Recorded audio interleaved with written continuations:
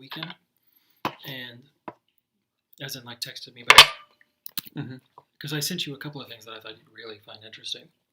Oh, like the gaslighting, where that term came from. I saw the gaslighting stuff. But I was like, it's a holiday. I don't know if he is disappeared. I should reach out. I haven't disappeared. Sure. I'm fucking done with everyone. All right. That was the impression I got. Yeah. So I guess we have to be really fucking close now to the... So I can do this. All right, well, we're fucking live. All right. We've been live. Oh, yeah? Yeah. Oh. Yeah, I just started it. So this table, if it was like this much bigger, it would be a lot. I need another table over here. Like a little that we can put shit on. So I've done a few things. Window capture. Boop. That's that. I don't have a window up. Display capture, of course. Hey, it does. Window capture actually does work. But I may have to actually, dictate which one it is. Live stream YouTube. So I believe what we can do is this. We can hit this drive. Maintain that, please. Wasn't it over here? I have no idea. I think I probably just moved it because I'm in go mode. Supposedly a few people will be on, although we're starting 20 minutes late. Cameron and Tessa Tessa should be on. Cameron might be included. Oh, okay. Okay. Well, you want to introduce the channel real quick for posterity? Posterity, indeed. Hello, everyone. Welcome back. For those of you who've joined us before, it's a little unorthodox start this week, but it's a holiday, so fuck it. I'm Ben, this is Will, or Baad and Bill, whatever you prefer. We are talking today, as per usual, about the game system that we created, DreadLore. We are reading our book in real time, live with you all on the internet. Once a week, Mondays at 7 p.m. Eastern Time. So that is 7:20 p.m. Eastern this week. And that's my fault. Just going to throw that out there. I mean, I was late too. I just got here. Oh, yeah? Yeah, I set this stuff up last night on a live stream. Oh, right on. Okay, well, still technically my fault, but I'm just not, if I had been here, he wouldn't have. Correct. So fuck it. Anyway, this is all part of the collaboration we're doing for the DreadLore system, but it's of course hosted on Bill's channel, Something Bunkum. Really cool vlog series he's doing on this YouTube channel here. A bunch of different topics and things like that, and this live stream series is part of that process. All very cool stuff to check out. I'm still setting up a little bit of the OBS. Let me see. Use preset. I don't want a preset, motherfucker. Don't do that preset bullshit. Oh, it's video capture. Oh no! That's not what I wanted. Hopefully this won't kill it. That device too good. So, I found a different way. Window capture. Seems like it'd be real easy to remember. But you can actually set up which window you want to do. I already did that. What I want to do is the YouTube one. Is there a YouTube one? I don't see it on there. I don't see that. I didn't see it. Okay, well, what you can do is this. Oh, I know what it is. What we'll do... So that should change to the YouTube. Here in a minute. Let's see if it actually changes. Unfortunately, we have to wait. Didn't change. I don't think it will. Oh, there it goes. Oh. Aha! Okay. Right, so that's actually good. That means I'm starting to realize how OBS works.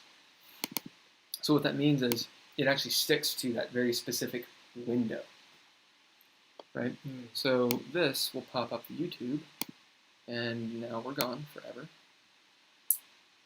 Really, what I want this for is if there's chat and we just haven't seen it.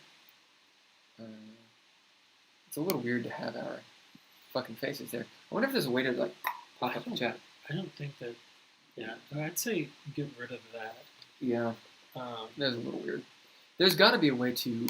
I wonder if it's like a display You capture. got rid of the wrong one. Oops. Yeah, I think we just need a second monitor. I need to start bringing my other monitor and just plug it in. Yeah, it's not a bad idea. Well, we need to post on Instagram and probably Facebook that we're actually doing this. Yeah. Now, people that are subscribed should be getting a notification that we're live. Right. But yeah. I just did. But they gotta subscribe and ring the bell. Right. Right, and ring the bell. Ring that motherfucking bell. Okay, so that's on. That's nice. I would like this to pop out. There's got to be a way to do it. Pop out chat. Oh shit, that's what we do. Check it out. Now, do this as pop out. No, live stream. Yeah, that's good. Pop out chat. Where is it? I think we don't need to do that though, because they will see. No, it's for us. Ah. Okay. Yeah, it's so that we don't have to switch around the screen. Okay. Although, maybe you're right. You're right, because we're gonna have to switch around the screen no matter what. If we want it. Fuck. Yeah, you're right. You're right. No, because we. And when you're right, edit. you're right. Well, shit. Okay, so what we do... Having that popped out, though, is good. Yeah. That is actually really helpful. Right. We can minimize that. Minimize that. Yatch. Yeah. And put this... over here. Right? Mm. Boom. And then just make this a smaller. Bam. That's the setup. That is the setup. All right. Well, no one's watching. Yeah. Do your YouTube thing. Eat some of this dragon fruit, because I'm destroying it. And yeah. Do you want to mention one of these gift cards? I don't know. We just impromptu it. Sure. I'll let you throw down on that. So I'm taking a picture of us, right? Doing the photo thing.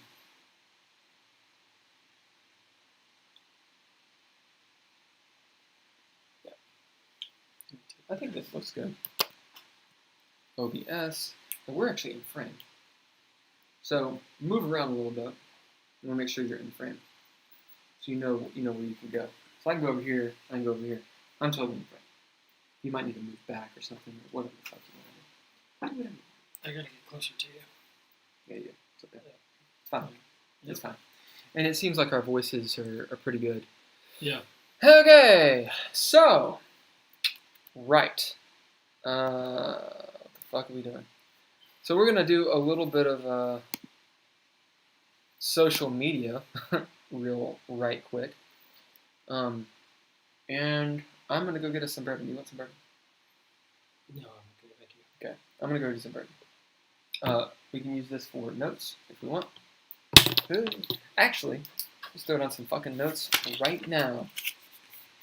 1, probably do social media prior to the stream. Yeah, prior to stream. Oops. 2, we got this gift card. So the gift card, we probably should post on the social media, the idea. It's a $10 gift card for Apple Music. That's what it is. And what we're going to do, obviously, is we would... Because we wouldn't send the gift card, because that would be stupid. There'd be posts and all that shit. Mm-hmm. But in some way, we'd transfer $10 of this gift card to someone. I think you can do that through Amazon, can't you? Or through music, or there's a way to do it. I'm sure. Like you buy a gift for someone. Yeah. Yeah. So that's what we do. Mm-hmm. But we have 2 of them, and we're going to do one. I think maybe set it up today, and then do it at another day, in a shameless effort to get subscribers. Because we're going to do little giveaways here and there. Eventually, the idea of like art giveaways, dice giveaways, and once we get our shit together, things that actually have to do with DreadLore, right? A signed copy of the first page of the DreadLore book. Yeah, something like that.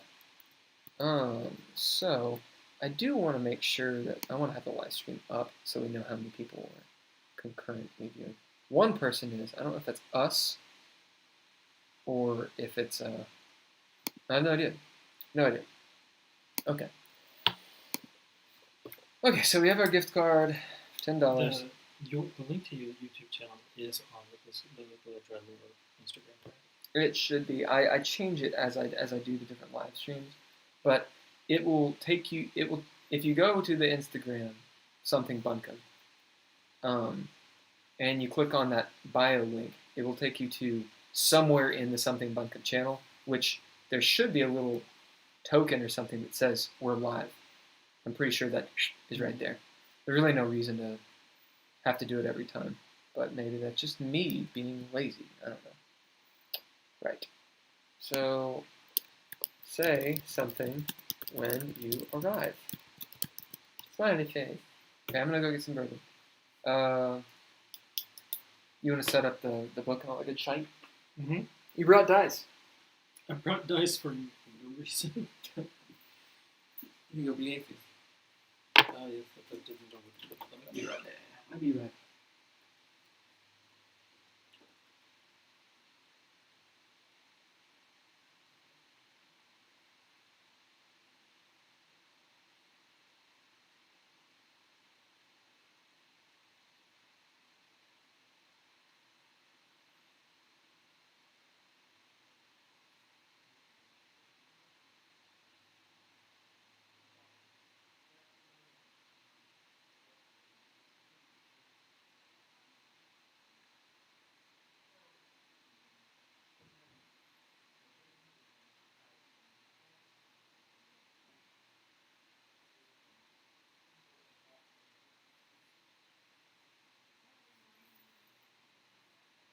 I'm still doing the Instagram thing.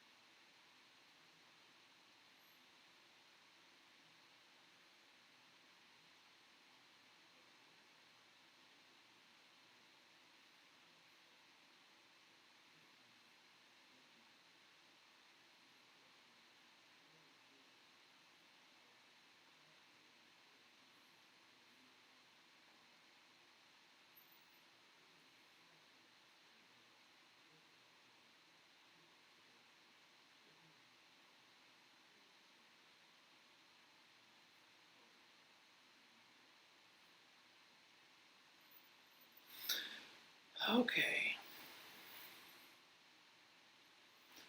Let me just text the Tessa. I'll see what's up. You're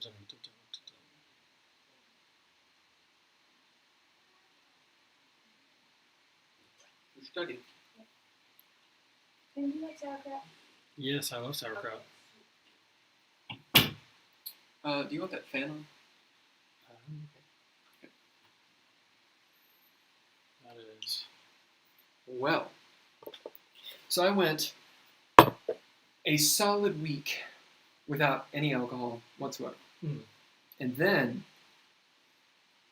I started drinking. Yep, that's it. So let me make a post. You made a post, Joe? I did. I made a post and I put it on the story. Oh, fuck yeah. So let me make a post real quick. Something Bunkum, give it a like. It's excellent. We'll do a video. Switch it around. Hold that shit. So Ben, Baad, and I are finally starting the stream today. GameTalk. Boom, live stream. It's on YouTube. The link is in the bio. We were 20 minutes late. That's cool. We're going to be here for a good 2.5 hours. Maybe longer. Who knows? Who knows? But you should be here too, hanging out with us. God damn it. Yeah.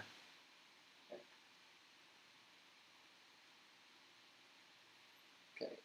Look at that. We got the map behind us. Fuck yeah. You want to plop that shit or whatever? Wherever we are. What did we do? Was it we are here? We are here. We are here. We are here.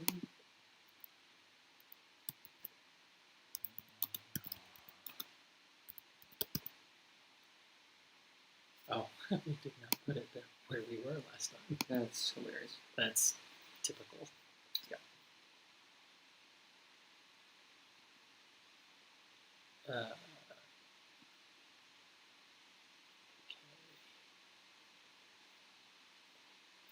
Too far, bud.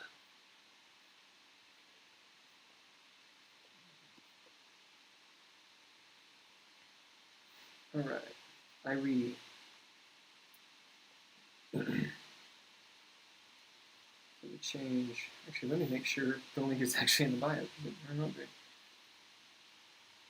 Sign in to confirm your age. Hell yeah. Discussions. Sign in.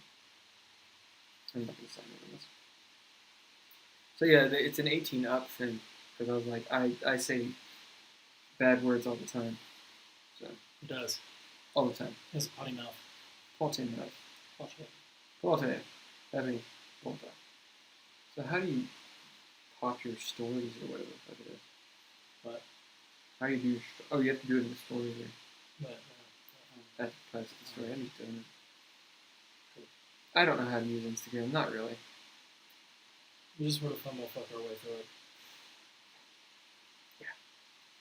Yeah. So what we've been doing, we might as well say something for new people. Yeah. Also, I will be chunking these out into highlight episodes, Mm-hmm. like maybe 1 or 2 per stream, and then probably providing it to the Patreon patrons, full stack and senior developers, so they can watch like 5-10 minutes, rather than I've had several people be like, dude, it's like 2 hours, like I didn't even watch.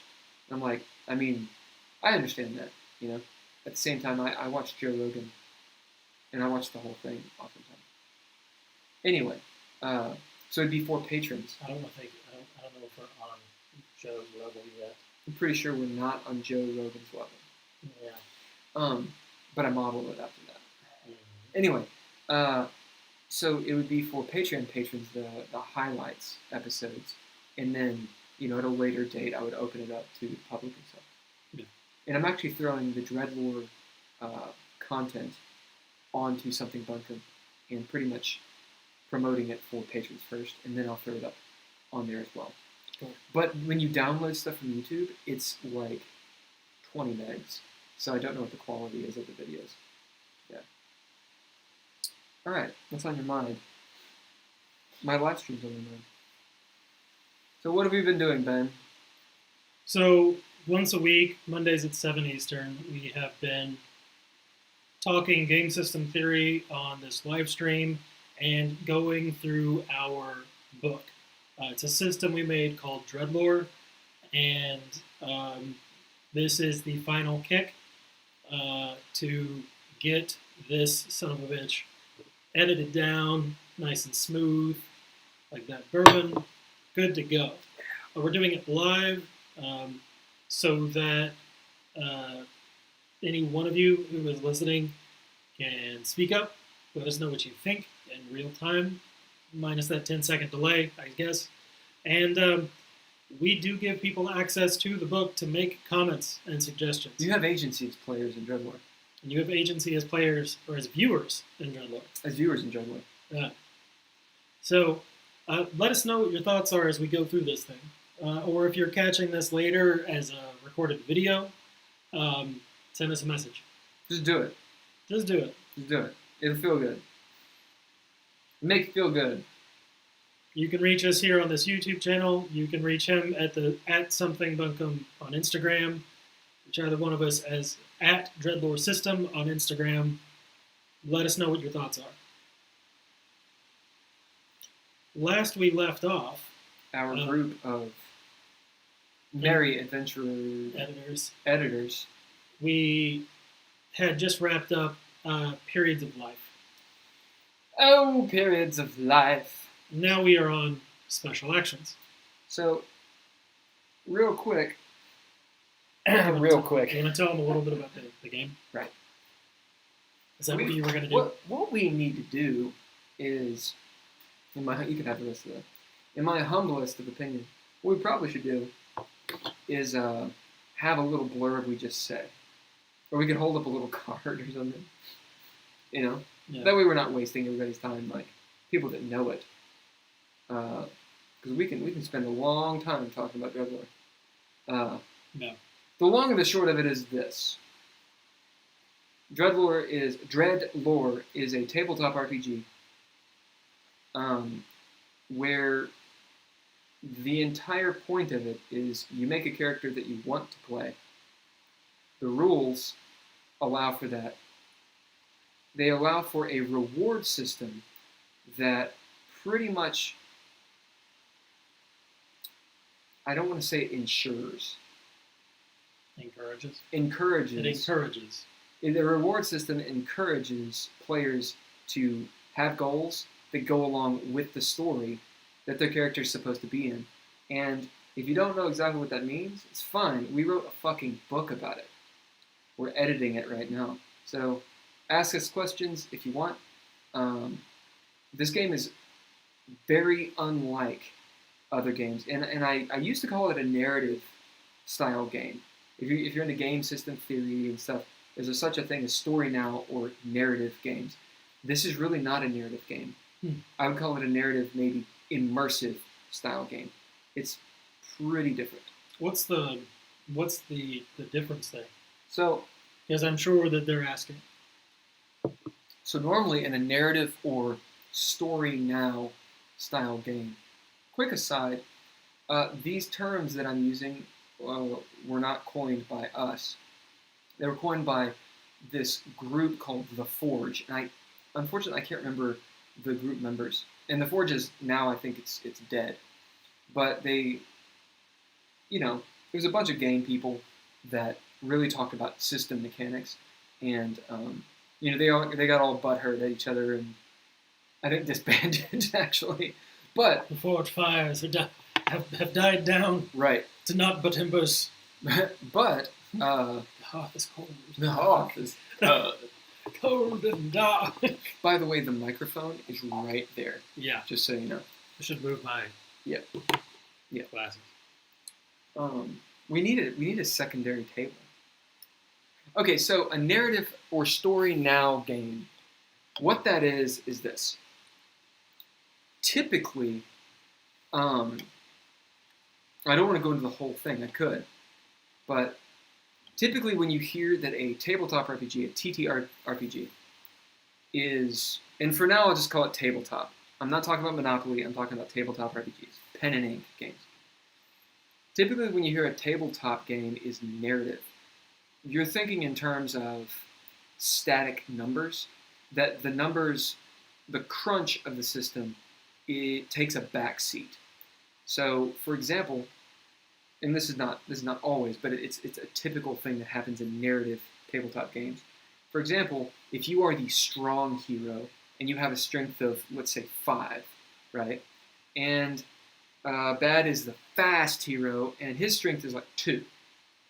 Then that means your strong hero, right, sorry. Yeah, your strength is 2.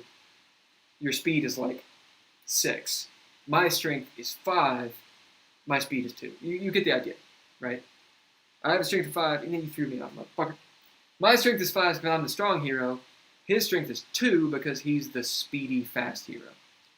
Anytime there's a roll or anything like that, a lot of narrative systems, there won't even be a roll.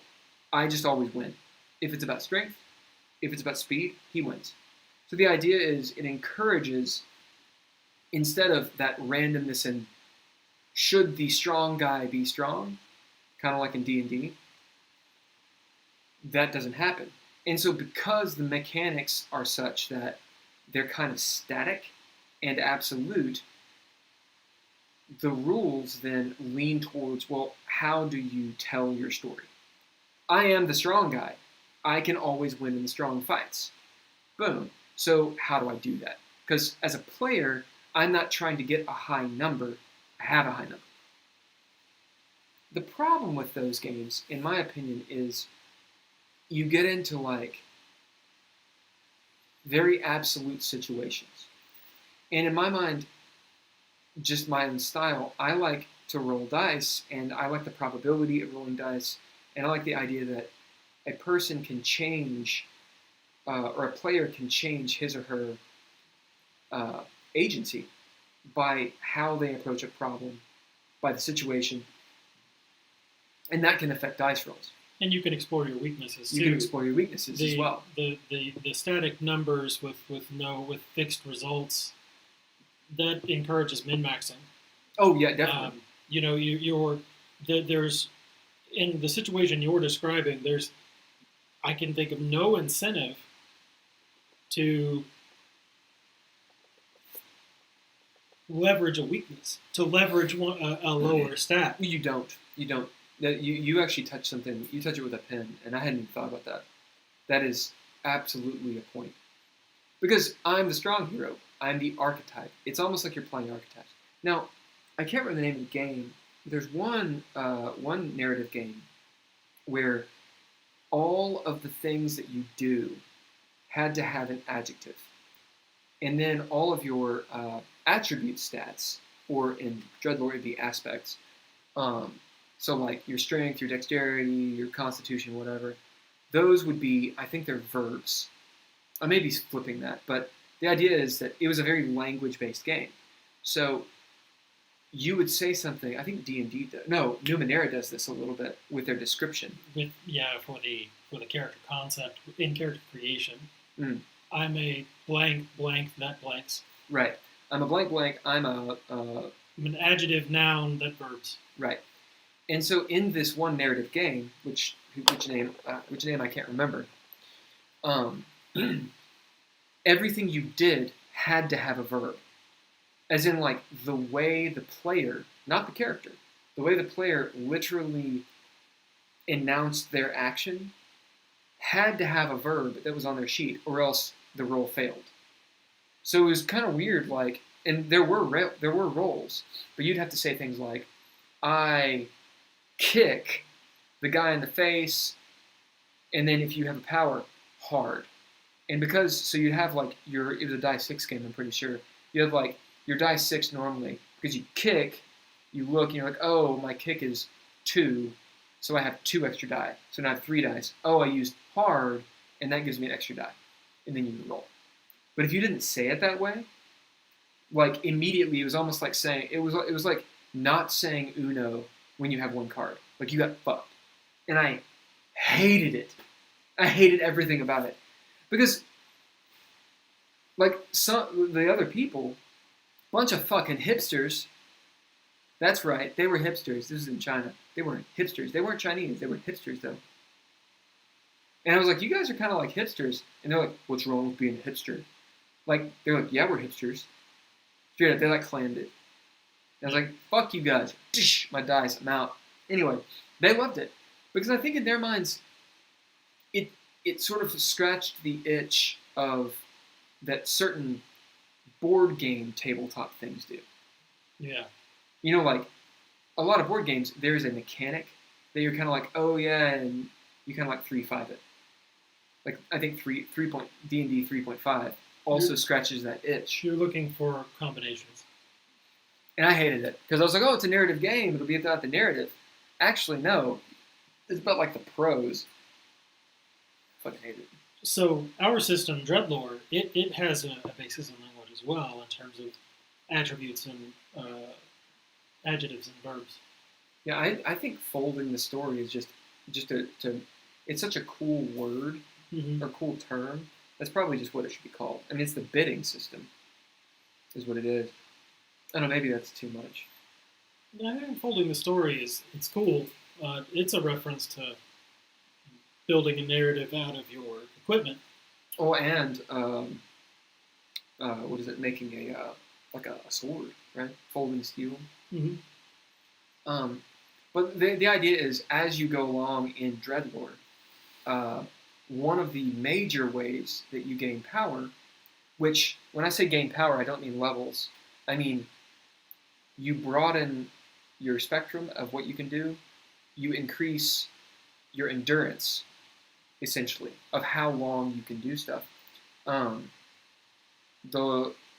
The more traits you have, the more adjectives, they can be little phrases, whatever, the more powerful you are when it really comes down to it. Or versatile, or the more longevity you have, or what have you. Mm-hmm. And you get those by doing things. And it doesn't matter if they're bad things or good things or beneficial or not. Any trait a player has on their character sheet, they can actually bid to do something. Granted, if you say, I bid the fact that I'm blind as a flaw to do a thing, well, I mean, you are bidding the fact that you're blind. So if you're trying to shoot an arrow, then again, there's a story here. In Jeff's system, this is Levied Souls, which we will talk about at some point.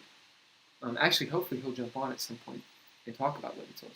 That would be cool. In Levied Souls, there was this heroic moment where Derek, his character, he was this famed archer, and he had been struck blind, like the entire game.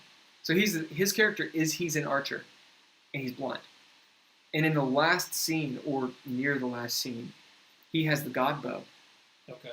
And this heroic moment, he's like, and kills like the dragon by shooting it in the eye. You know, all like Bard style. Mm-hmm. Yeah. Wow. Yeah, that's pretty cool. Then again, he had to play a blind archer for the rest or most of the game.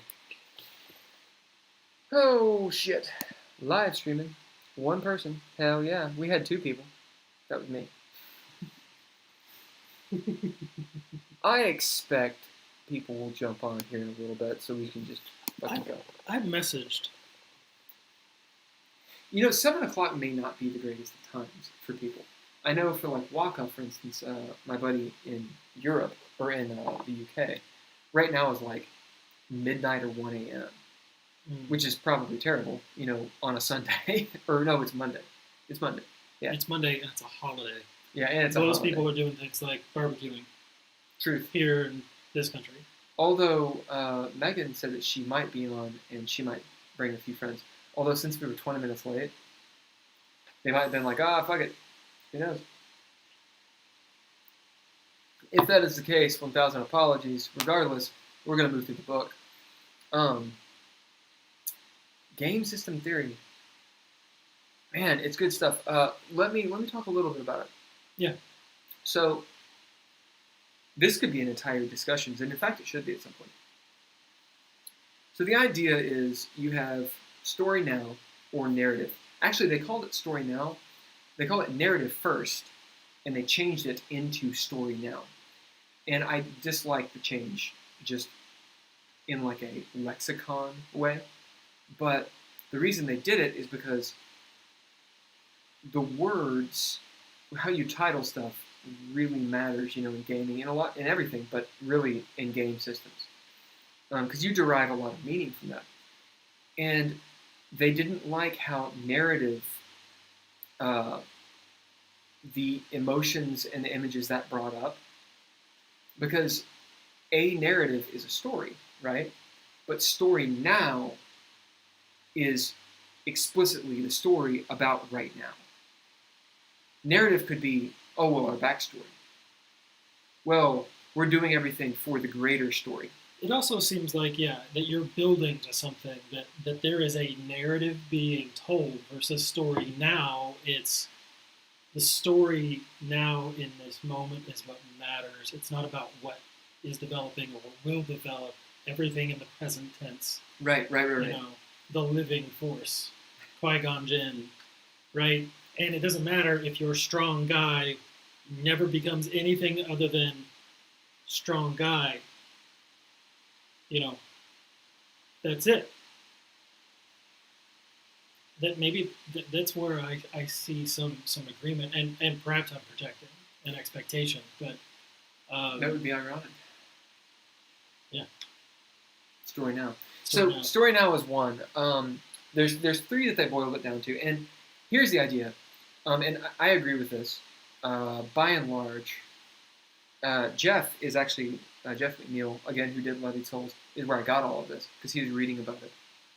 And essentially, what the Forge did. Excuse me, that was disgusting. Essentially, what the Forge did was they tried to boil down what do game systems at their core do, and is there a way to categorize those? What is the least common denominator, right? So of course there's some exceptions, of course there's some variants, but in general, what are games trying to do? And they boiled it down to three things. The first is gamist. So there's a gamist style game. The second is there's a narrative or story now style game. And the third is there's a simulationist or simulation style game. I think you know what all of those are. Would you like to elucidate? Simulationist style game is as close to reality as you can get it. That's when you've got real world physics and all the math that goes into that. It's trying to accommodate every possible conceivable phenomenon mathematically or in a mechanically explicit fashion within the game system And the setting.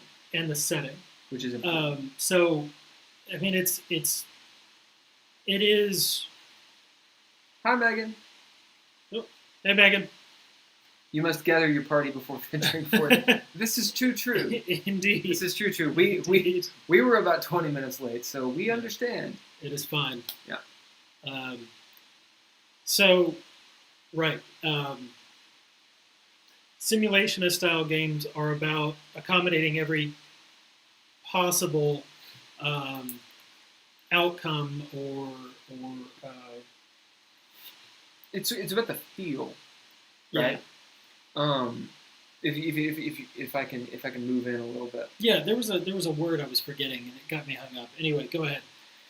You're trying to simulate something. You're trying to simulate a setting. Yeah. So, in a really good way to describe this is actually to juxtapose it against the other ones. But continue with what you're saying. I was going to say, simulationist is to Second Life as gamist is to Dungeons and Dragons. Hell yeah! There you go. So one of our buddies, can you say something? One of our buddies, a dude named Nigel, ran in my opinion, a very good D20 Modern game. And if you want to look at D20 Modern, if you don't know it, of course Megan does know it. It's an open system. I'm pretty sure you can find most of the rules online. Go to SRD D20. If you just search that in Google, you'll find tons of the shit. Open D20. Anyway, D20 Modern, in my humble opinion, is a fucking terrible system. But Nigel ran a very good game in it. The setting was Fallout. And you felt like you were in a Fallout game. He and I have kind of gone back and forth on this. Yes, of course, indeed. We've gone back and forth on this idea that game was very simulationist. And eventually he kind of agreed. And I mean, he kind of agreed, but in my opinion, it was simulationist. Yeah. And to clarify on the point of D20 Modern, D20 Modern is not a simulationist system. No. Nigel created a homebrew simulationist system out of D20 Modern. And It would have been better in DreadLore. In DreadLore, indeed. But if someone had never experienced D20 Modern, it's essentially like a 3.75 D&D stripped of all setting material, and it's bare bones as hell. And it attempts to be modern. It attempts to be modern, but it also attempts to be naked, like a plucked chicken, so that you can put your own setting on top of it. Right. So that it's universally applicable. And speaking from experience, that is often done to the detriment of the mechanics. Yeah. Well, for instance, let's say you're trying to play a simulationist game. So you're trying to simulate the society or the setting. The society, yeah, it works. The setting. For example, you're playing a game like Call of Duty or something. Mm. Right. So in Call of Duty, when you're playing the game, I use that because that's like one of the last video games I played. They're still making new ones. Are they really? Yeah. Oh, Jesus. It's still incredibly popular. Or actually, to be more relevant, Girl was saying that Assassin's Creed was coming out with a Viking genre, and that will be very cool. That would be a simulationist idea. It's atmospheric. It's not so much about the mechanics. The mechanics, yes, there are mechanics, and Nigel used D20 to make that happen, but we weren't married to them. The idea is there's certain things that don't make sense to roll a die 20. For example, like a nuke goes off. No one rolls a reflex hit. You just die. That's what happens in Fallout, right? Unless you're in a power suit or whatever. And where I'm going with this is, in simulation, you can bend mechanics more readily so long as it props up the feel of the setting. So something that happens, a lot of times in, D&D, we pick on D&D a lot. GURPS,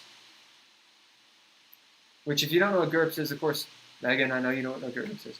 GURPS is attempting to be, what does it actually stand for? I don't remember. I can't remember. GURPS, I think it's GURPS. It's role-playing system? Yeah. Something universal. Generic universal role-playing system. Let's say D20 Modern games that I've played and were not simulation-based, a homebrew makes sense. Right. Yeah. Right. Generic. I think it's generic. Megan, what does GURPS mean? generic universal role-playing system. That's my guess. Hey, Cody. It's okay. Hey, man. So one of the things that GURPS is attempting to do, I know GURPS and Hero System, right? So one of the things that GURPS, what we're doing right now is we're talking about game system theory and as it applies to DreadLore, which is the game that we're doing right now, or that we made. GURPS is attempting to kind of please everyone. You can do many things with it, right? It's a shell of a system. I hate it, to be honest with you. But the reason I dislike it is it's not about the story at all.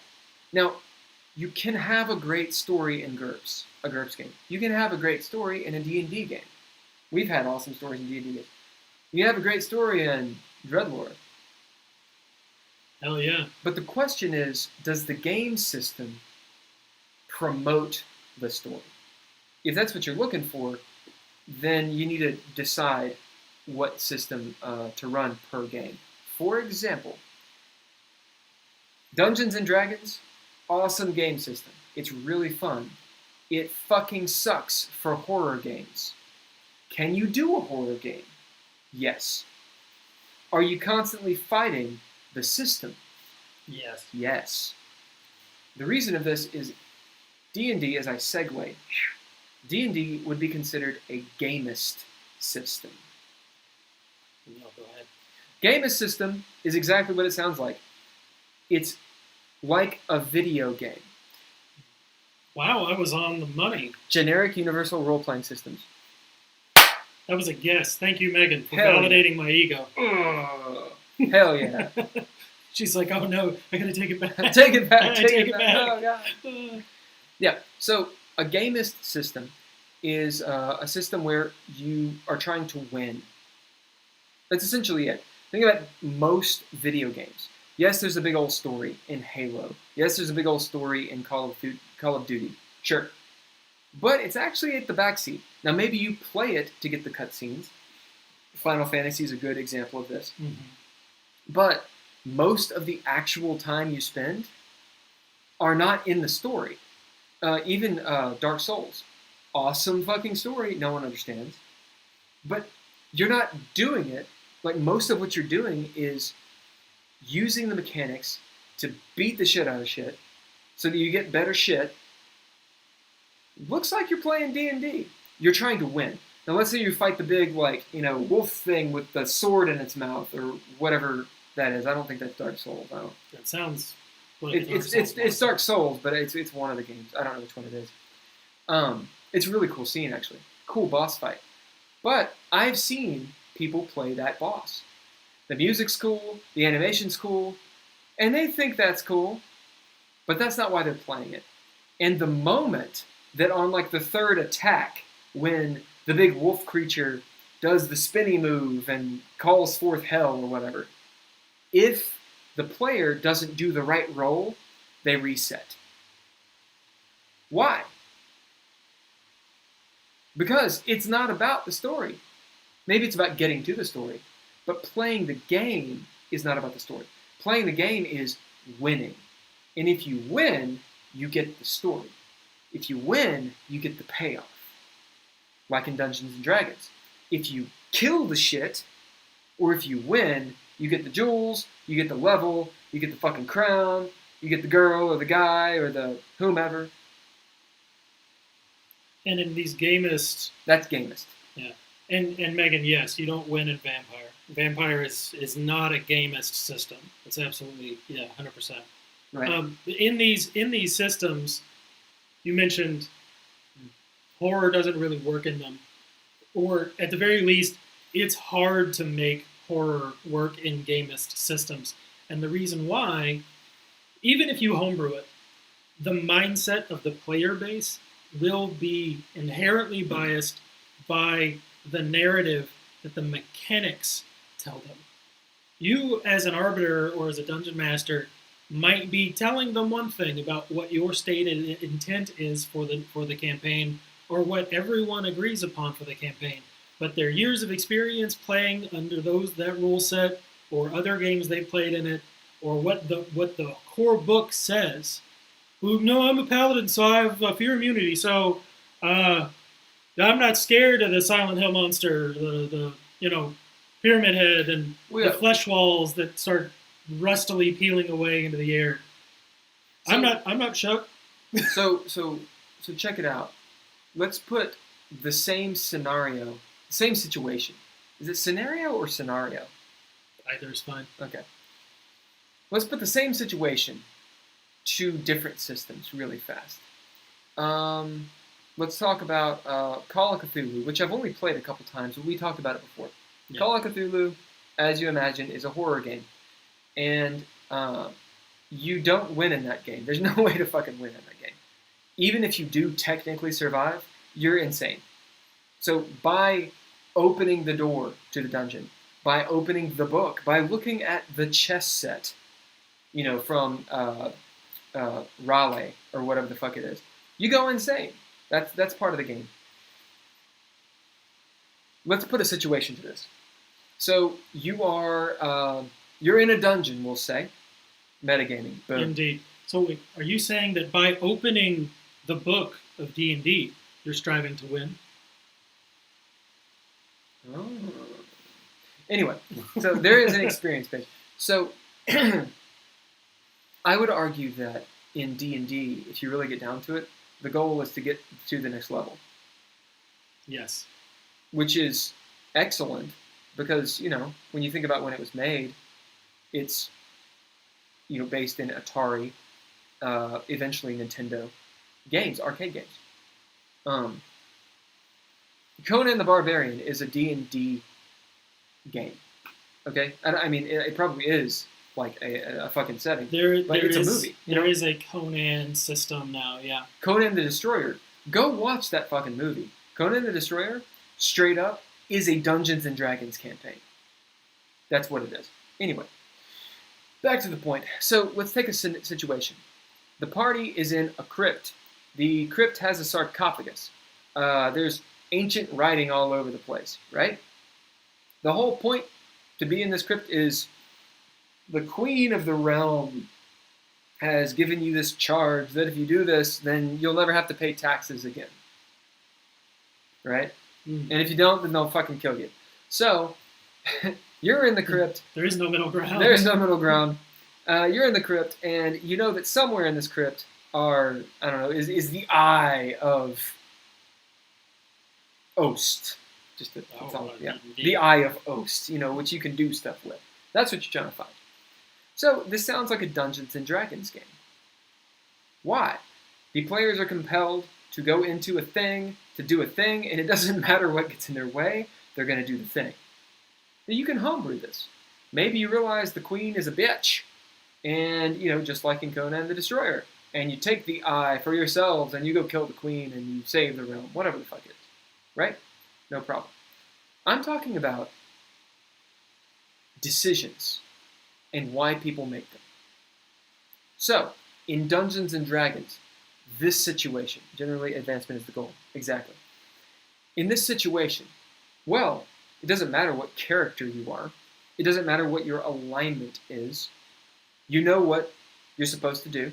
You need to get this eye. You're in the dungeon. You know if you leave, you're going to get chopped down. So, what does everyone do? They open up the sarcophagus. Now, I'm not talking about the flare. I'm not talking about the atmosphere in the actual room that you're playing, the candles you've lit, the incense you're burning, the person rubbing your shoulders. I'm not talking about that shit, because that's all extra. I'm talking about the game system here. So, what do the players do? I don't care how they do it. I want to know what they do. They open up the sarcophagus. A mummy pops out. Blah! A mummy who has the eye in their fucking head. Blah! Right? What do the players have their characters do in Dungeons and Dragons? They do the most powerful attack they have to defeat that mummy as it pops out, and they will only act scared. Well, they won't act scared. There's no scared, no. You can take their actions away when they fail their fort save or their wisdom save or whatever it is, right? But there's no... The play experience is in the mechanics there. It's... Now, maybe people get into it. So, for example, mummy pops out. Everyone make a will save. Okay, well, you failed, and therefore you're stricken with, fear, and you can't act for it. If this is second ed, you just die. If it's 3.5, you can't act for it. Let me roll a die. 18 rounds. Okay, have fun, player. If it's fifth ed, it's like, okay, you're, you can only do whatever. You have disadvantage. To approach or attack the thing that is the source of your fear. Right, so you attack it with shittier mechanics. Yeah. So what do the characters do? They attack. Or they run away. Right? Why? Because you're trying to win. Now, you could argue that the story dictates, because I've railroaded you into this, you can't leave, you got to go forward. But the idea is, that is an obstacle, and the way you deal with that obstacle is by mechanics to get the thing. Here's what doesn't happen. The mummy pops out of the sarcophagus. The players react. Now, players can react, but the game system does not account for that. That's gamist. And when you say react, you mean... The players do not gain any benefit from from feeling any emotion. Like whether they're like, oh, that was really fucking cool, or they're like, a mummy, we're third level, and a mummy's CR13, or whatever the fuck. Whatever it is, the mechanics don't talk about that aspect of the game. That's up to the players. That's gamist. Good, bad, ugly, doesn't matter. My point is, what is gamist? A gamist game system, the rules reward and account for winning. Doesn't matter how you do it. Yeah. And that scratches a particular itch. I like gamist systems for the play experience they provide, but if you're trying to do something else, then you are essentially pushing against the tide represented by she was responding to fear and fit that. You're pushing against the tide composed of years of play experience within that game system and the game system itself. So, for example, you want to foster a certain mindset in players. You want the mummy to make them afraid. If the story is what's important, if their characterizations, the character growth and development, that fleshing them out so they feel like a real character in one of the novels that they're reading on their, in their spare time or something, right? That idea, when they're confronted with a situation, they're going to role play out their experience.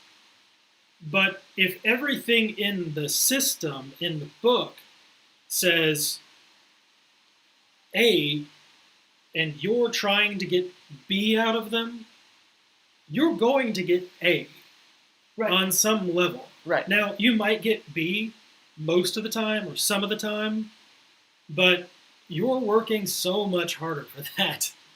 If you're playing a story-driven game in a gamist system, you are making it hard for yourself. Yeah, for example, just to jump off that, same situation. You open up the crypt, and I can hear people saying, "Well, I've played D&D for a while, so I'm a rogue, and I use my weird trick. I grab the orb, the wizard, celerity, teleport, greater teleport, boom, boom, boom, we're out, we got it. We didn't have to fight the thing." You still won. You still win. Think about this now. Let's say you don't get the orb. You don't kill the mummy. What happens? Well, either the game's over, because that's what the game's about, or you just lose in general. And it's not fun. Nothing about that, at least to me, nothing about that seems fun. Wait, we're supposed to do this thing and we didn't get it? So we all failed. TPK? Total party kill? Alright, well I guess we'll make new characters or be resurrected or something and try again. Why are you trying again? If it's about the story. Now, if the story is, oh, look at this person like Goblin Slayer style, and you're just going in trying to kill all the goblins, sure, you can do that. But the point is, a game system is all about winning. And if you don't win, you lose. And losing fucking sucks. Mm-hmm. Whatever. People still do it. It's a great style of game. It's very good for fantasy, for high fantasy. It's really good for heroic things, for larger-than-life things. It starts breaking down when you want to evoke from your players, speaking as an arbiter now, a feeling. For example, same situation. Really, if that feeling is you're a hero. Right, right. Same situation, except we're going to play in a system like, we'll call it Cthulhu. We'd mentioned that before. In Call of Cthulhu, the party, you're in the crypt. You know if you go outside, you'll get eaten by like ravenous wombat tentacle monsters. You can hear them. You're losing your sanity, which is your life, as we speak. You have to get deeper to get away from the noise. There's a description. There's a sarcophagus leering and looming in the darkness. Just by saying the goal here, there's more description. And people are paying attention because they don't want to lose sanity. But they are compelled because, the scientist over here is starting to go nuts, and he knows that, some elder god is going to be risen from the dead or something. We've got to stop it, right? Shit, we've got to do this thing. I'm willing to take the hit to my brain. I open up the sarcophagus, and the mummy comes up. what do we all do? We fucking freak out. Why? Because the players know in their mind, I'm not trying to win. I'm not going to win. It's how far can I get? How witty can I be? What's the story about? Right? I would say that this is Call of Cthulhu. I'd say it's a pretty simulationist game. All of the mechanics, you're going to lose, right? You know that. All the mechanics then are build an interesting character that's going to be compelled to find out the mystery that will drive them insane. And maybe you do some really fucking cool shit along the way. And it's all about that feel. So if we're playing Call of Cthulhu and I'm like, well, I'm the rogue. It's like, first of all, there's no fucking rogue. But okay, I'm the thief. I grab its fucking eyeball and I run away. The system's like, cool, you grab an eyeball, roll your fucking percentage die. You go insane. So the player's like, oh, wait, I'll go insane if I do that. I'm the thief. How can I use my character so the mechanics help me do what I want to do? The mechanics tell you this is all about the simulation, all about horror. And so naturally people go by that. Same situation, totally different feel, totally different actions, because the system rewards something different. Yeah. It's like the system is worm-tonguing your players, whispering into their ears, telling them how to play the game while you're running it. And you want to make sure that you've got the right worm tongue. You want them to be on your side. Truth. Yeah. Truth. All right, sorry, we went on a big old tangent. So the long and the short of it is, game systems about winning and losing. Specifically, the mechanics reward you for winning. Simulationist systems, the mechanics reward you for promoting the atmosphere of the setting. Story Now, which is more along the lines of what DreadLore is, more along the lines, rewards you not for winning, not for promoting the simulation, but for telling a compelling story now. And it's like you said before, I see why you're differentiating our system from Story Now or narrative, because it has mechanics and those grow with the character. They're not static. You still have the random factor of rolling dice. Yeah. So that was a dog. Oh. Yeah. So it's not Story Now. It's indeed. How far the characters are absorbed into the narrative. Yeah. It's not simulationist because the goal isn't primarily to evoke a theme or a feeling or to comprehensively simulate a setting. It is to provoke the telling of the story. And the characters grow because they are characters in the story. So as the story develops, the characters develop. Dynamic story. Yeah, it's a dynamic story. So it's difficult to find narrative or Story Now games because I generally don't like them. There's nothing bad about them. I just usually don't like those games. There's something about them that grabs me, but I'm usually pushed off by the system itself. I usually think the system is just like I'd rather play something else. I'd rather play D&D. On that note, I really don't. I can't remember too many of them. I've played a couple, and I can't really remember them. Everyone is John. Everyone is John. Everyone is John. That's sort of a viral game. I don't know if you played it, but the long and short of it is, everyone is one of John's multiple personalities. He's got dissociative identity disorder. I think the person who made it, they wanted it to be schizophrenia, but I think it plays better as dissociative identity disorder, but that's my multiple personality disorder, right? dissociative identity disorder. Is it the same thing, or is it named? One is the correct name. Okay. Well, But it used to be called. Okay. It used to be called the other, and there's a reason why. It's because it's not. This is not the DSM. This is not a psychology class. Sorry. Anyway, yes, multiple personalities. Everyone is John is a really good game that he has run, and I think it's a great or hosted because everybody kind of runs it, right? No, they're so. Well, we can get into it. We can get into it. Yeah. later. So I It's wasn't saying anything other than calling myself out for getting pedantic. Okay. That's what I was doing. I see. To wrap this up, it's a story now game because at the outset of the game, players pick their character stats, what they're good at, what they're bad at, and those don't change. The character doesn't change throughout the game. The story is The goal. The story is them reaching their goal, and it's almost a combination of story now and gamist because they are trying to win. It is a competitive game. You all are fighting for dominancy, to be the dominant personality. But the dominant goal is the story. But you're creating a story through this competition. Do I want the difference? Yes. The difference in what? Oh, she just said, do you want the difference? Yes, we do.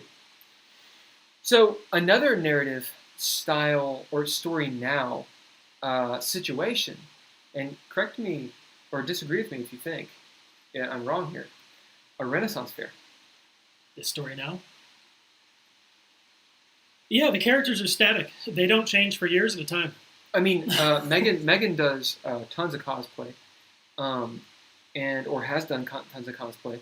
I would say that cosplay, in a way, I would say that's story now, because is it a game? Is it a game?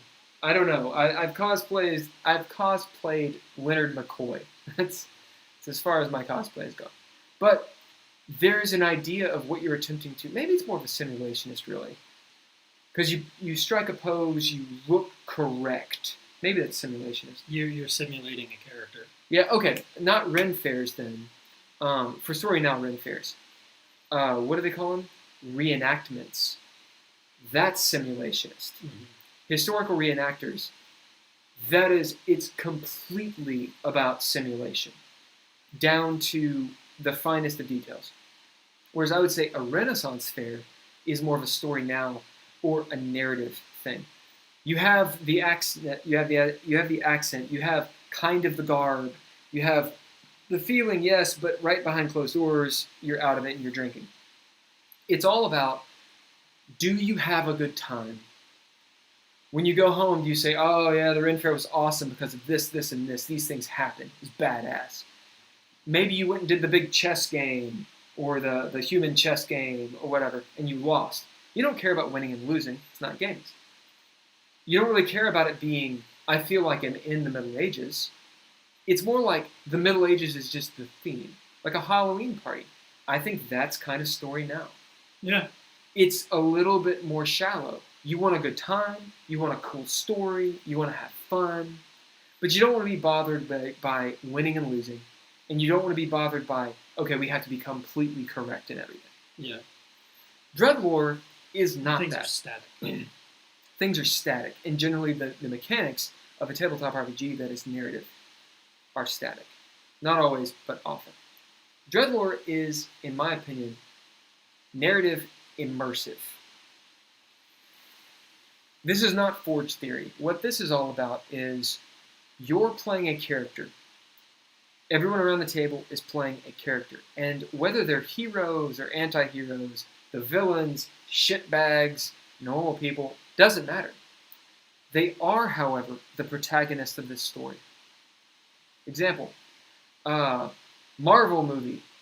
The protagonists are literally heroes. Great. Seinfeld. The protagonists, just people. But they've got the perfect one pump at the gas station. Right, the perfect pump. The feature most clearly clinically differentiating the two disorders is the affect. In the schizotypal, please. You read. The feature most clearly clinically differentiating the two disorders is the affect. In the schizotypal disorders... That's a hard word to say. Yeah. Typed as schizophrenia. Schizotypal... No, thank you. Disorders, maladjusted and restricted. The person seems to be cold and distant. BPD is much more emotional and unstable. Bipolar disorder, yes. I think I was trying to avoid a discussion about what is, like, I started going down the rabbit hole of talking about the evolution of what used to be called multiple personality disorder. I think over time it's more than just having multiple personalities, because you can have what they call it now, and Megan, I'm sure you know this, dissociative identity disorder, DID, without having multiple personalities. It's about disassociating from the self.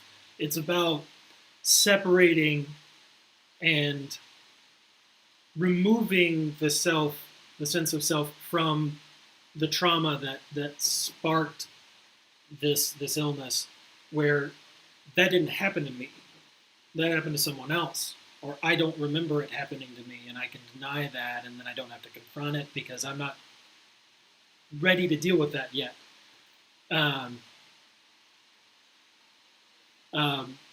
So I was trying to avoid this, but yeah, I can be pedantic at times. So anyway, I think that the way that everyone is John is set up, the base rules are written for everyone to take turns controlling John, who is a man with schizophrenia, with delusions and obsessions and fixations on things. And I don't think that the gameplay experience works with that diagnosis. I think it works better when players are personalities within John, taking over as the dominant personality. And that way you can play on interesting tricks of memory. When personalities switch control, they don't know what was happening before. They end up in a situation like, how did I get here? That kind of thing. So I always change the basic setup of the game from schizophrenia to dissociative identity disorder. That's what I was talking about.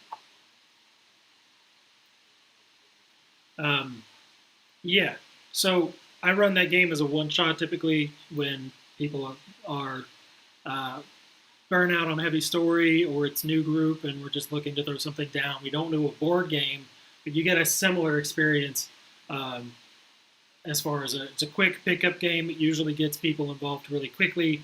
They do wackadoo stuff. People have fun. Doesn't really matter who wins, even though it is competitive, because it's about the story. But at the same time, there's no development, no character growth.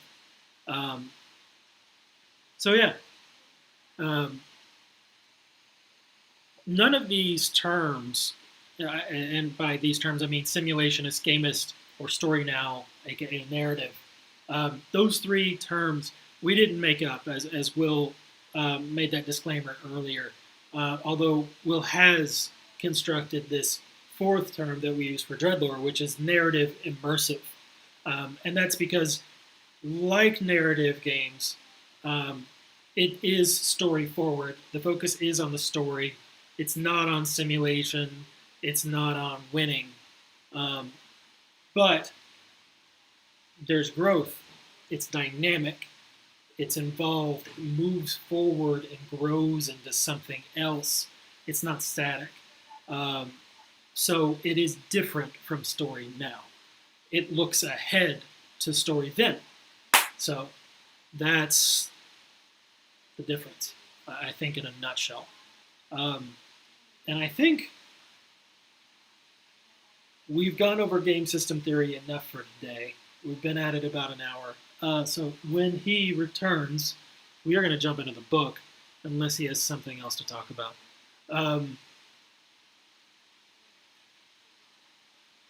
Cody, I appreciate you joining. Megan, if you brought Cody, right on, thank you. So,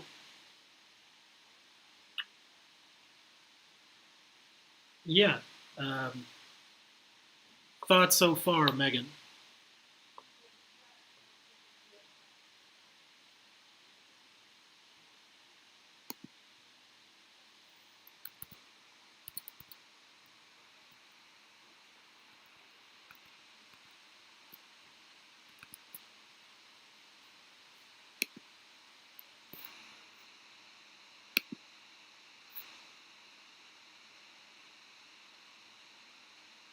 Didn't Old Man Henderson win Call of Cthulhu?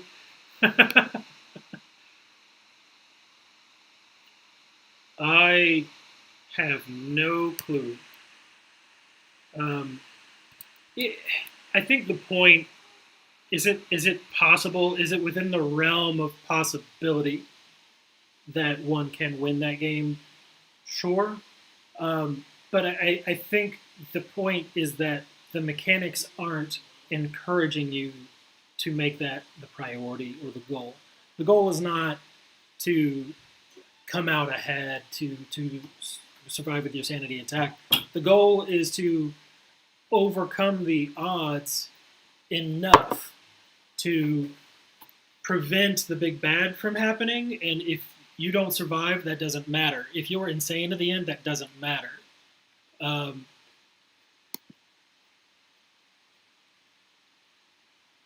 This is delicious. Exactly. Yes. Thank you, Megan. I don't know what this is. Didn't Old Man Henderson win Call of Cthulhu? I don't know. All right. Let's actually talk about DreadLore now in the book. Cody, if you need a link, then we can provide that for you. Just let us know. And let me check this out really fast. Excellent. Boop. All right. I read. This is yummy. Yeah, dude. This is shit. Yummy. Really yummy. Check out the world. No. No. All right. Sorry. Oh, indeed. Give me just a second. Let's turn it on. It doesn't matter. It don't matter.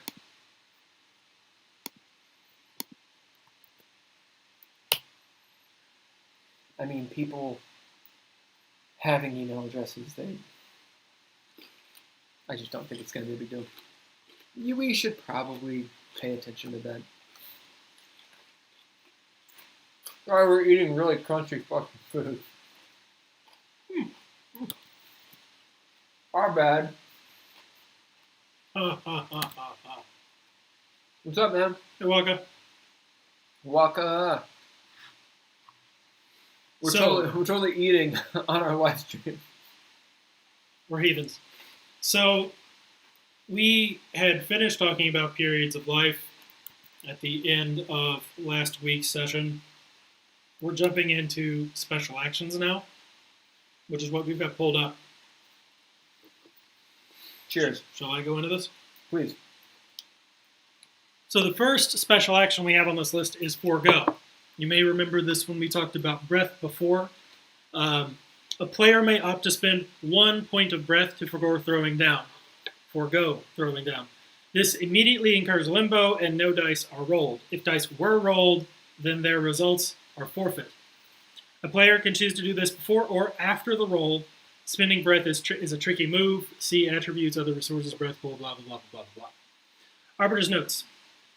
Foregoing is extremely powerful and costly for a player. Some actions, however, are simply out of a character's wheelhouse to perform. Even if they spend or burn a point of breath and achieve every success possible. With this in mind, the Arbiter should be willing to allow players to bend or even break the rulings if their action is appropriate, or more importantly, make the game more fun for everyone.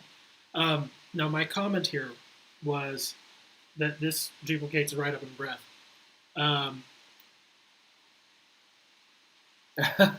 Truth. Isn't that called like muckbucking or something? Eating on a live stream? I don't know. I won't even lie. I've like thought about doing it. Okay. Yeah, your comment says it duplicates. Yes. Forego is talked about in the breath pool section. Now, mentioning the ability to do that before or after the roll is important, and I think the Arbiter's note, it can be trimmed down, or just put in the Arbiter's toolbox about how to handle it when they're overreaching. So, if it's redundant, sorry, my mouth is full of celery. Delicious, delicious celery. If it's redundant, then the redundant part we should just throw in breath right quick. And then the Arbiter's note, I hear what you're saying, it all being in the Arbiter's toolbox, which is the module down at the bottom of the document. But I like the Arbiter's notes in so much as a person who's trying to be an Arbiter is going through, it seems more organic for them to be like, to go through the actual section and then have a knowledge there, rather than having to go through, oh, what does that mean? And then they have to be in the Arbiter's toolbox looking through, and it's like almost an entirely different book or something. I mean, that's where I think the DMG and the Dungeon Master's Guide is a separate book than the Player's Handbook in Dungeons & Dragons. PHB, Player's Handbook. DMG, Dungeon Master's Guide. I think there's a point where the guys who made that TSR were like, oh, the DMG should be a thing. But I want to get away from that. Now, I will say, we could go all Chicago footnote style and say Arbiter's notation and give it a little footnote that is referenced in the toolbox to just create less clutter. I hate that. I like this because the other thing... Sorry. Go for it. The other thing is this. Tomato, what the fuck's wrong with you? I'm allergic to tomatoes. You know how to kill me now, JK. I'm not deathly allergic. Anyway, the other thing that this does is it clues the players in on our thoughts on how this should be used. I like it. Yeah. So, because it's not note for arbiters, that's not plural, that's possessive. The arbiter that's the says Arbiter's this. note. I'm going to drink this fucking... It's not soy sauce, but I would drink it either way. This is liquid aminos. It's delicious. It's salty. So just salty protein juice. Yeah, it's pretty much soy sauce. I don't know. It's probably something else. I think it's delicious. Anyway, I'm going to get some coffee. I would love some coffee. Get some coffee in your hand. Will you take care of that? Yeah. All right. I read.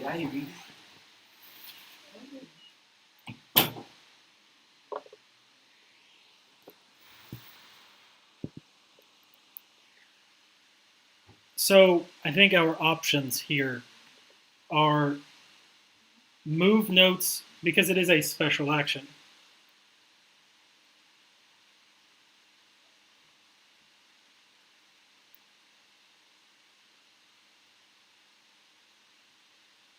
Move these notes to the sections that also contain the rules, or make a reference to this section with that attribute.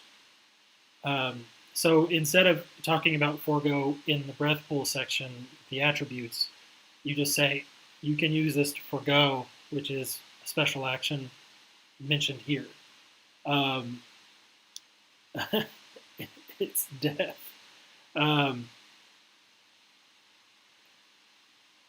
But that seems clunky. So I'm going to move this entirely to breath.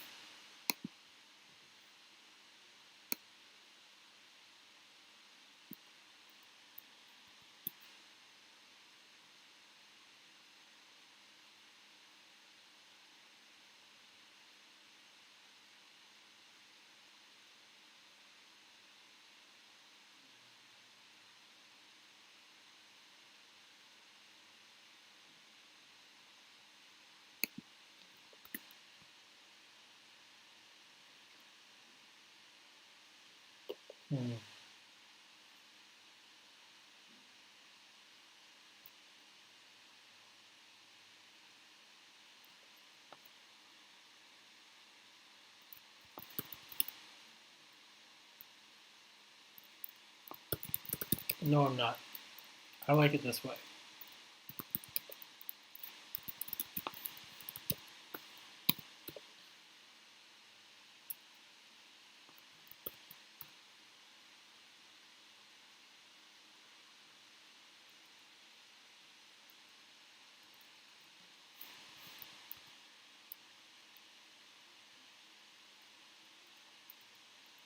I don't know what I did.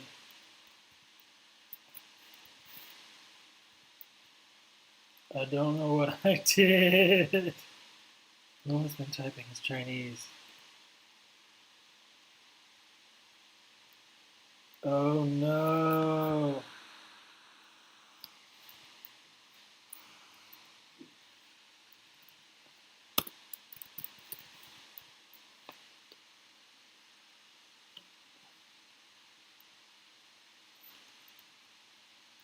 Broke it.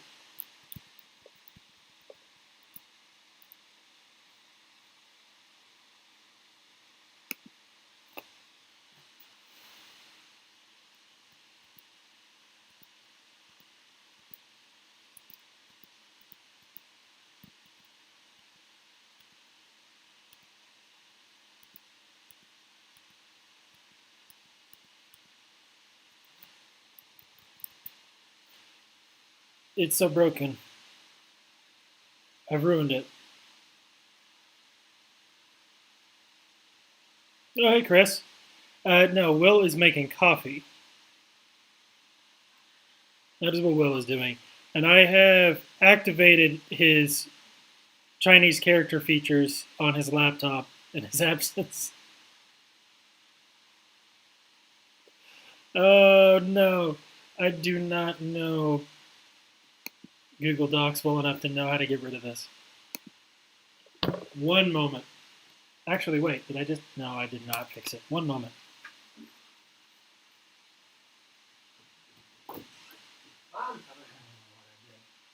I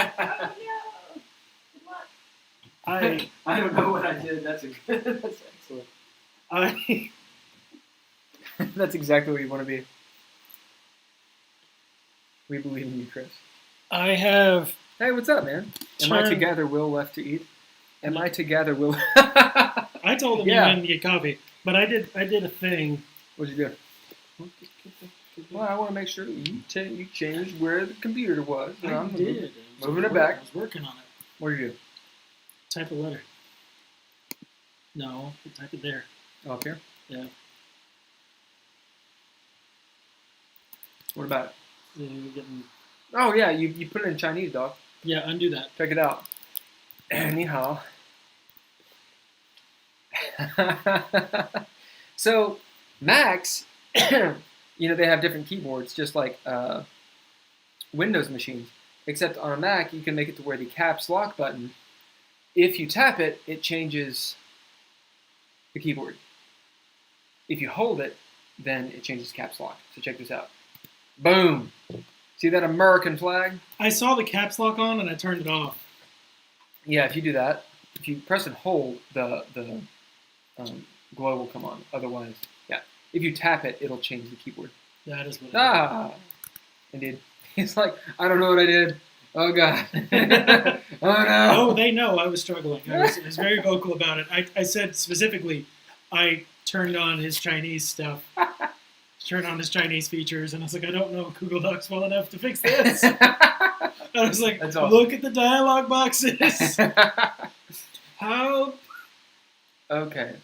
Why would you do that? Why would you do that? That's a good fucking question. So Chris Williams, he was you remember who he is? Yeah. He's one of my acting buddies. He's pretty well known in the theater around town, and we did Peter and the Starcatcher together. He played Shmi. He was really fucking good. Anyway, he and I might do a live stream this Wednesday. So yeah, a discussions. It'd be between him and I. Anyway, okay. I call oopsies fumble. You rolled a 1. I rolled 2 You ones. rolled 2 ones. You see, it's death. I'm deathly allergic to soy. Really? I didn't know that. All right. So, yeah. Sorry, Cody. We will get to the book. All right. So let's finish this. We're drinking, by the way, Smokin' Aces coffee. It's a roastery in Lexington. Their coffee shop's called Jefferson Street Coffee. It is fucking good. Cheers. I decided to switch from bourbon because I haven't really eaten anything all day, as evidenced by me fucking like grubbing down.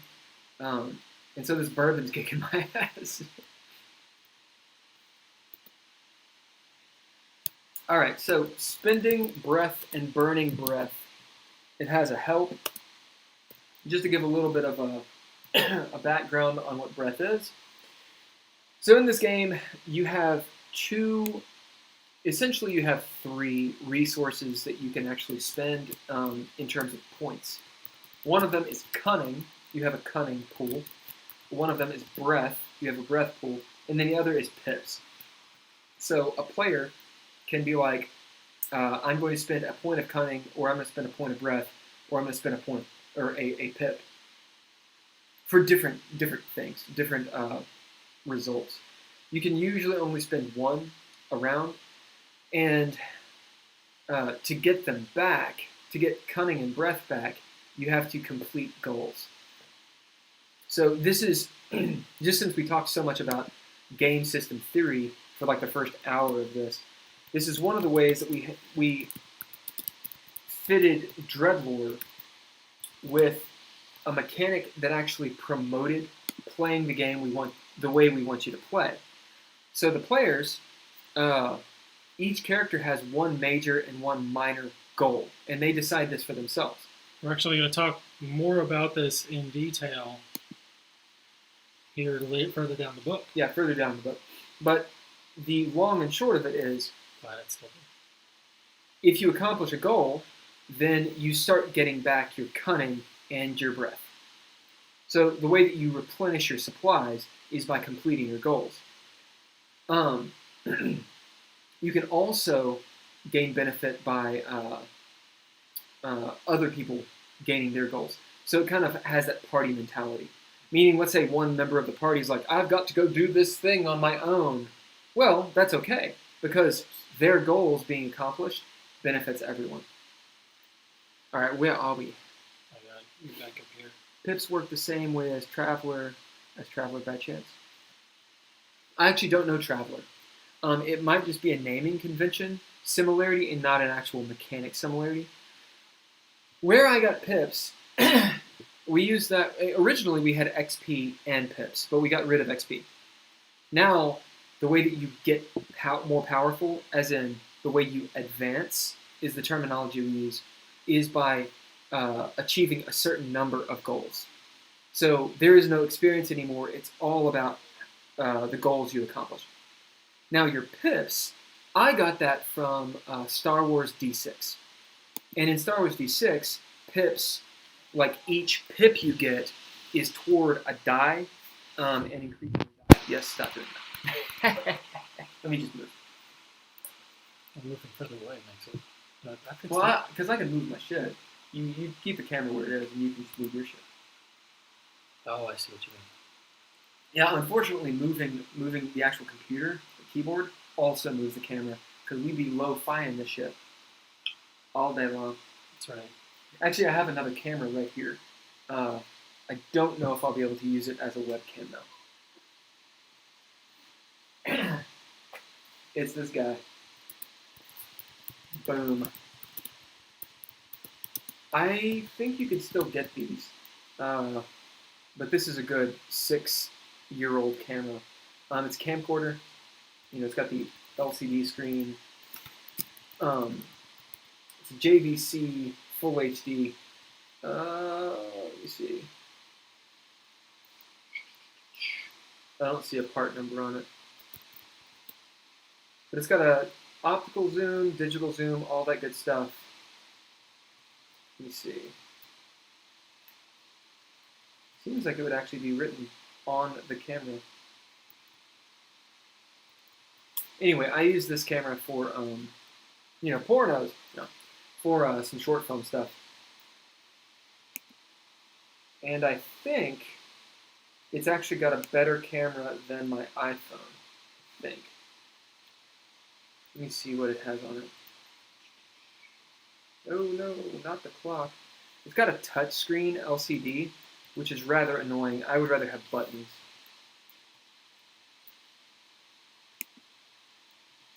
I don't know if I can pipe it. It's got an AV cable. I might be able to pipe the audio-visual cable into my computer and use it as a webcam. I might be able to do that, and that would make things a little bit better. Huh. What if we should just fucking try that? And porn, of course. Alright, so what are you doing then? Alright, so I'm cleaning up Forgo here. The player may opt to spend 1 point of breath to forgo throwing down, automatically meeting the difficulty threshold. This incurs limbo. The player can choose to do this before or after throwing down, though any traits spent on the roll and the roll results themselves are discarded. Any traits spent are still exhausted and the roll results themselves are discarded. Right. So, that's a little bit of, it's not legalese, that's just mechanic talk. Yeah. Which most of you probably can follow.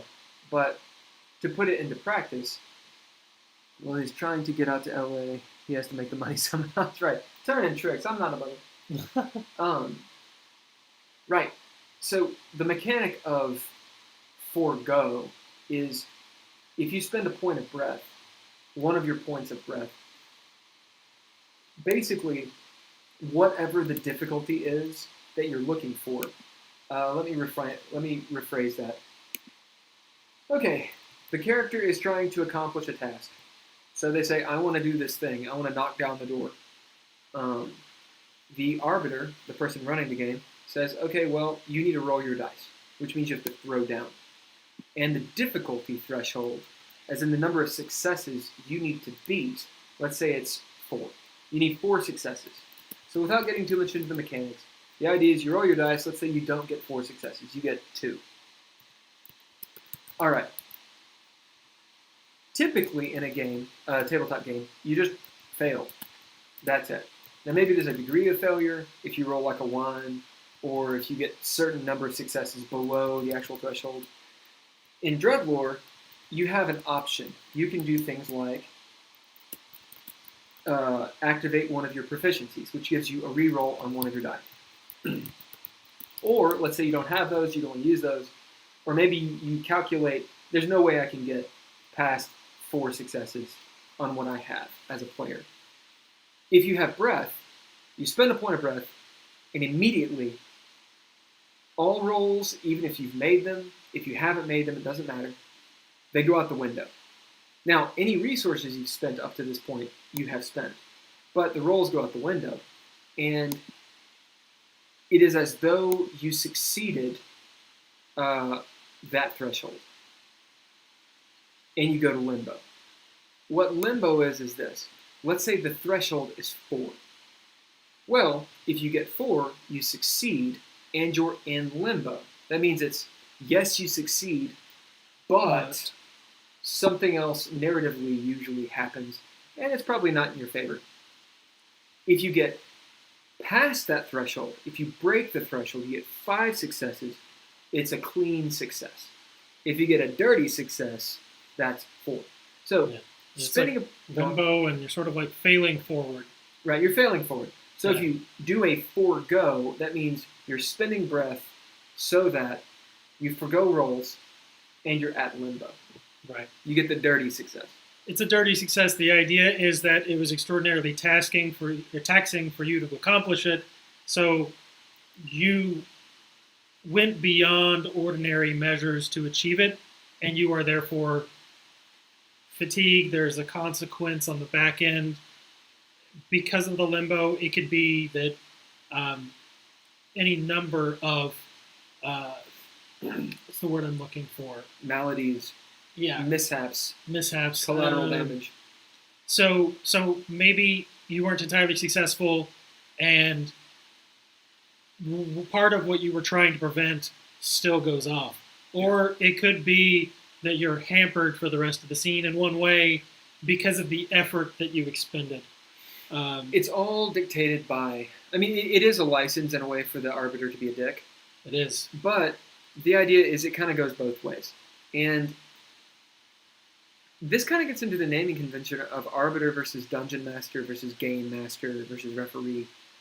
The arbiter in DreadLore, the person running the game, is not at odds with the players. And should not be. It is not an antagonistic relationship. They are there to arbitrate. They're facilitating the story.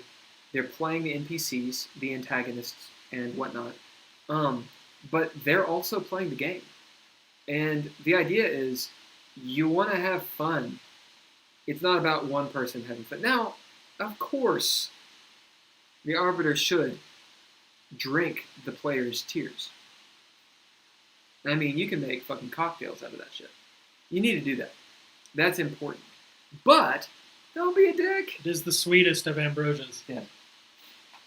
All right. So we have cleaned up a little bit of the book. Yeah. We're now at Jump Ahead, which is also discussed in Cunning, the Cunning Pool, but it's much better discussed here. A player may spend 1 point of Cunning to immediately gain a major action. Doing so on one's turn effectively grants a player 2 turns in a row. Players may only jump ahead once per round.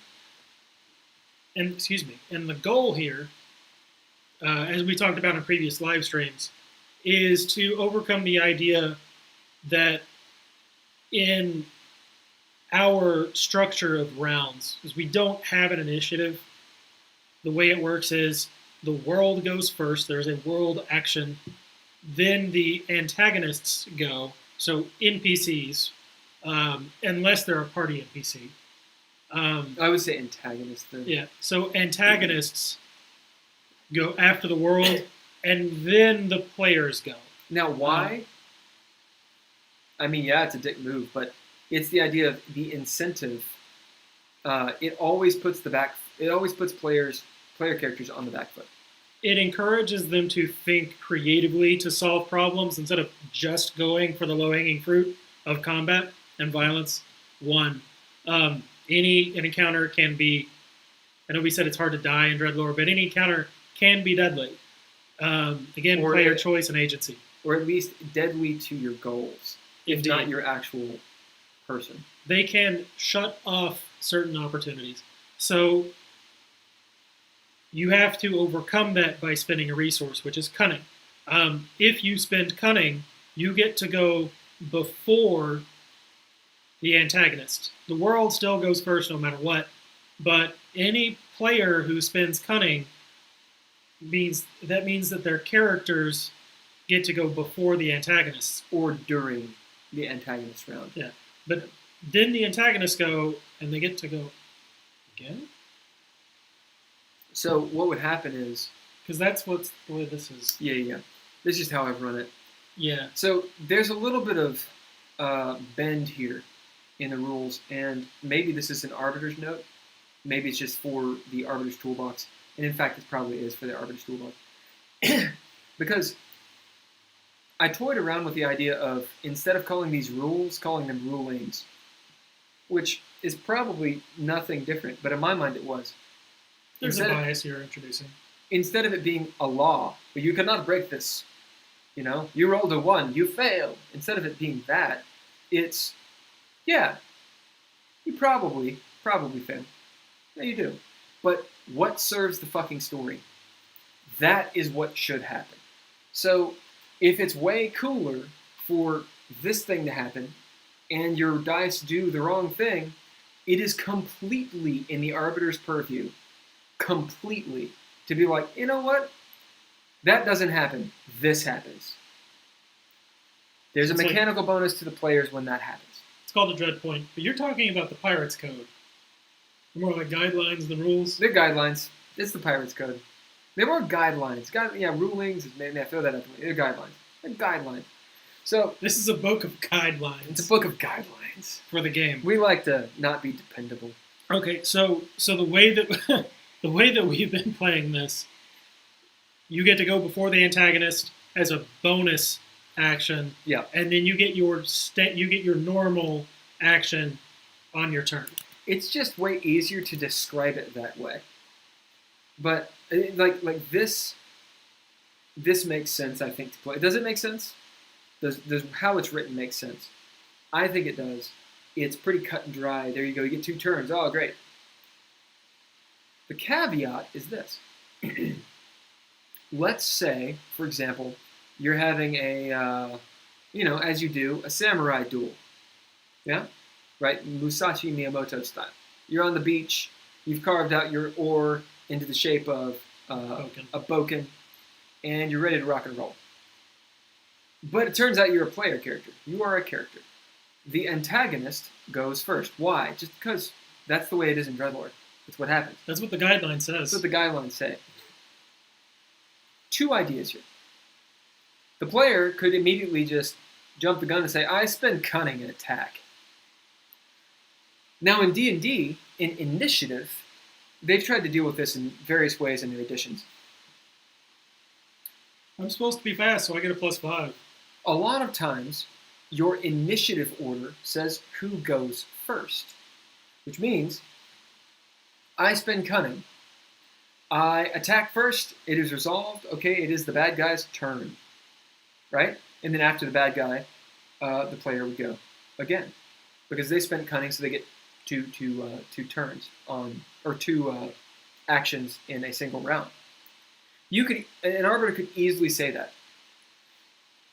But remember that all actions, all major actions, have a bid associated with them. And in fact, you could say all bids have a major action, that's possible. So what is the player bidding to go first? Yes, they're spending their cunning. They go first. But what is the trait they bid? I attack. Okay, cool. Or quick attacker, quick draw, whatever trait they have. Sure, they quick draw. In the Arbiter's mind, remember you're crafting a story here, the player is faster. So sure, they land their attack, and you go their fourth. But what if the trait is something like aggressive? They're aggressive, they pull out their sword, they come to attack.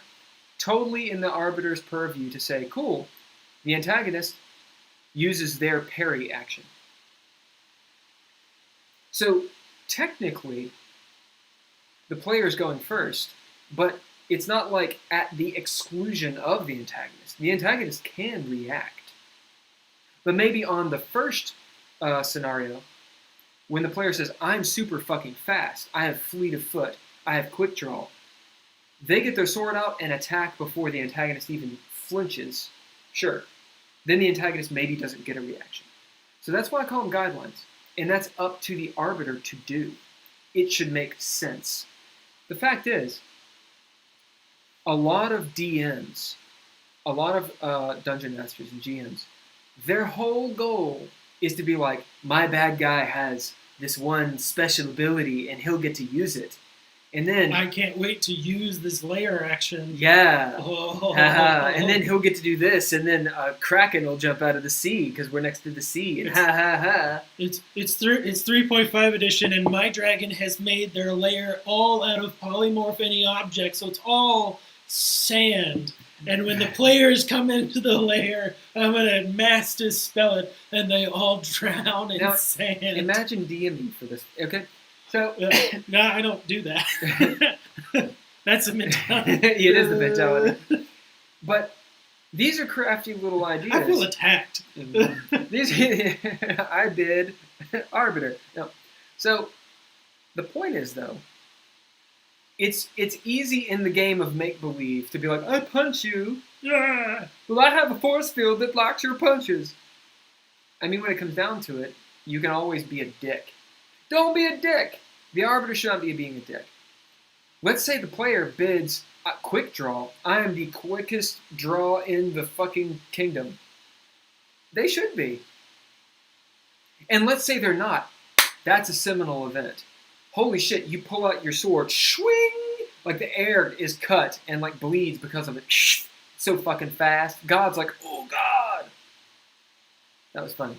Anyway, boom. You notice. Oh, me. Oh, me. You notice Oh, me. your opponent has their sword out already. Oh, shit. It's still your turn.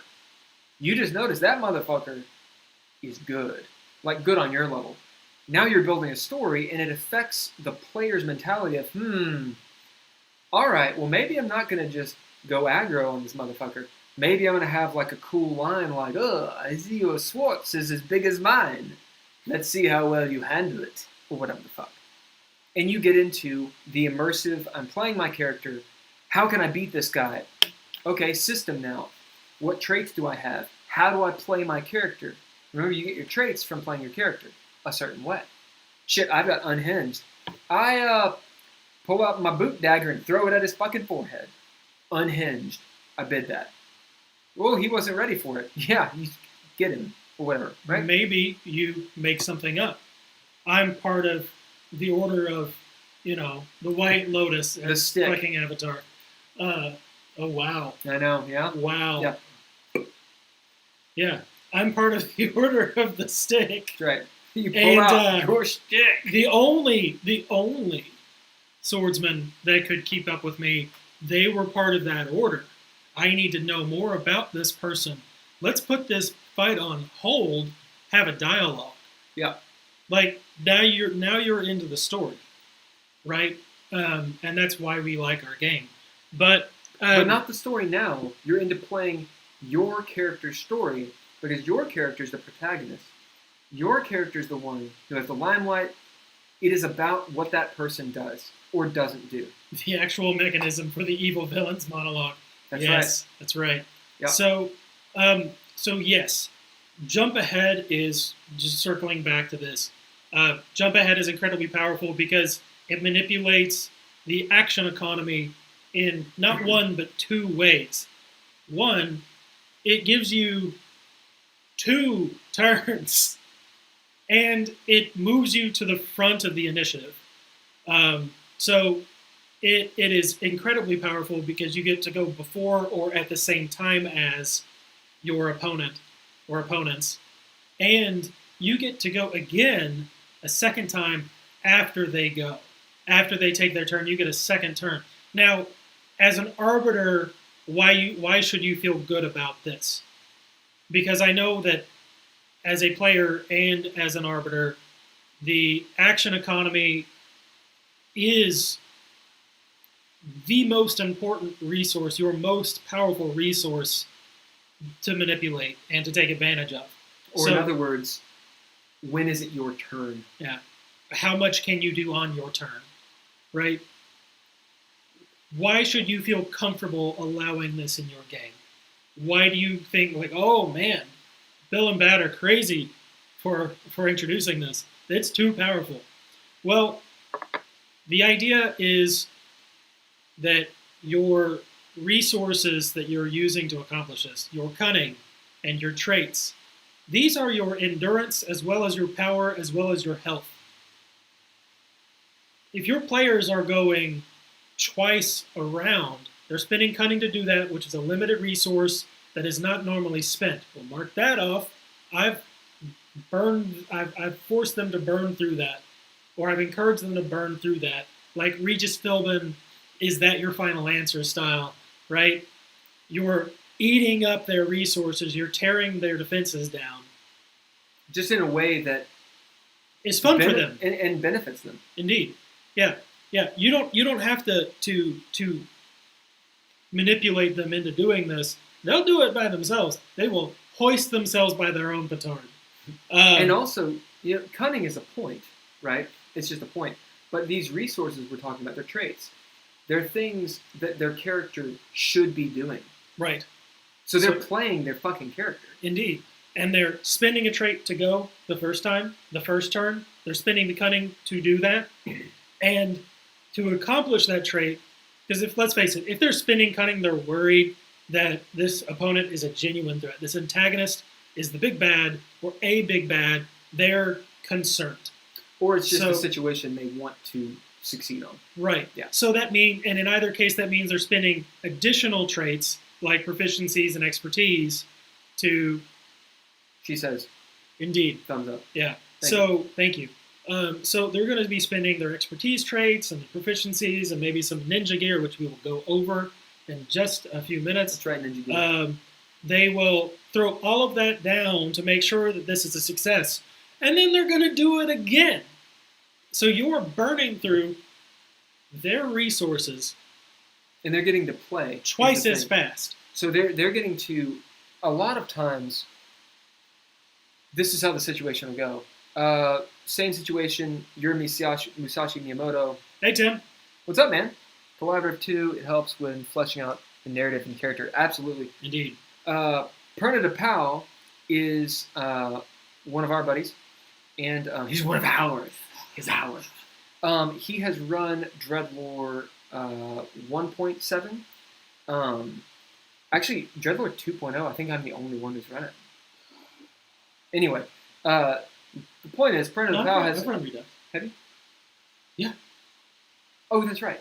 Anyway, Perna DePau has run DreadLore at cons, all kinds of stuff, has written modules for it, and has several of his art pieces are in the book, well, will be in the book. So, what's up, man? Right. So he'll know all of this shit.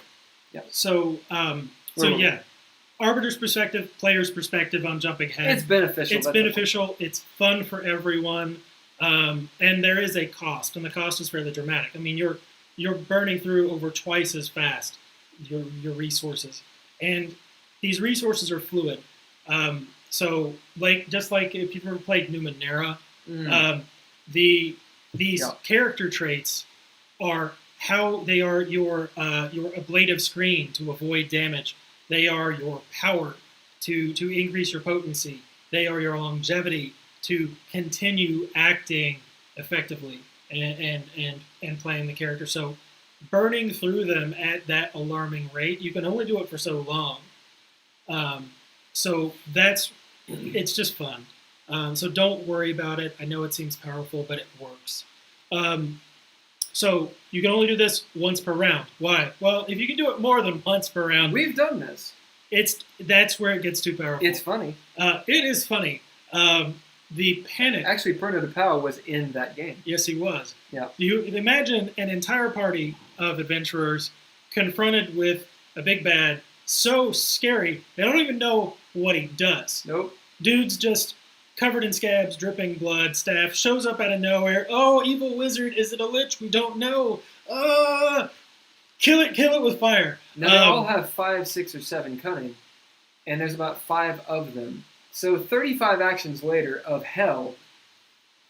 Yeah. So you've seen the gif of the Viking getting feathered with arrows, right? And just standing up the whole time until he's like, it was that. So you've got a party of like 5 players blowing through all of their cunning because they're so afraid of this guy they don't want him to act. At all. At all. It Put was him good. down before he gets stacked. They blew through all of their cunning, all of their traits, and everything, just to prevent him from going one time, doing one thing. And yeah, it was good.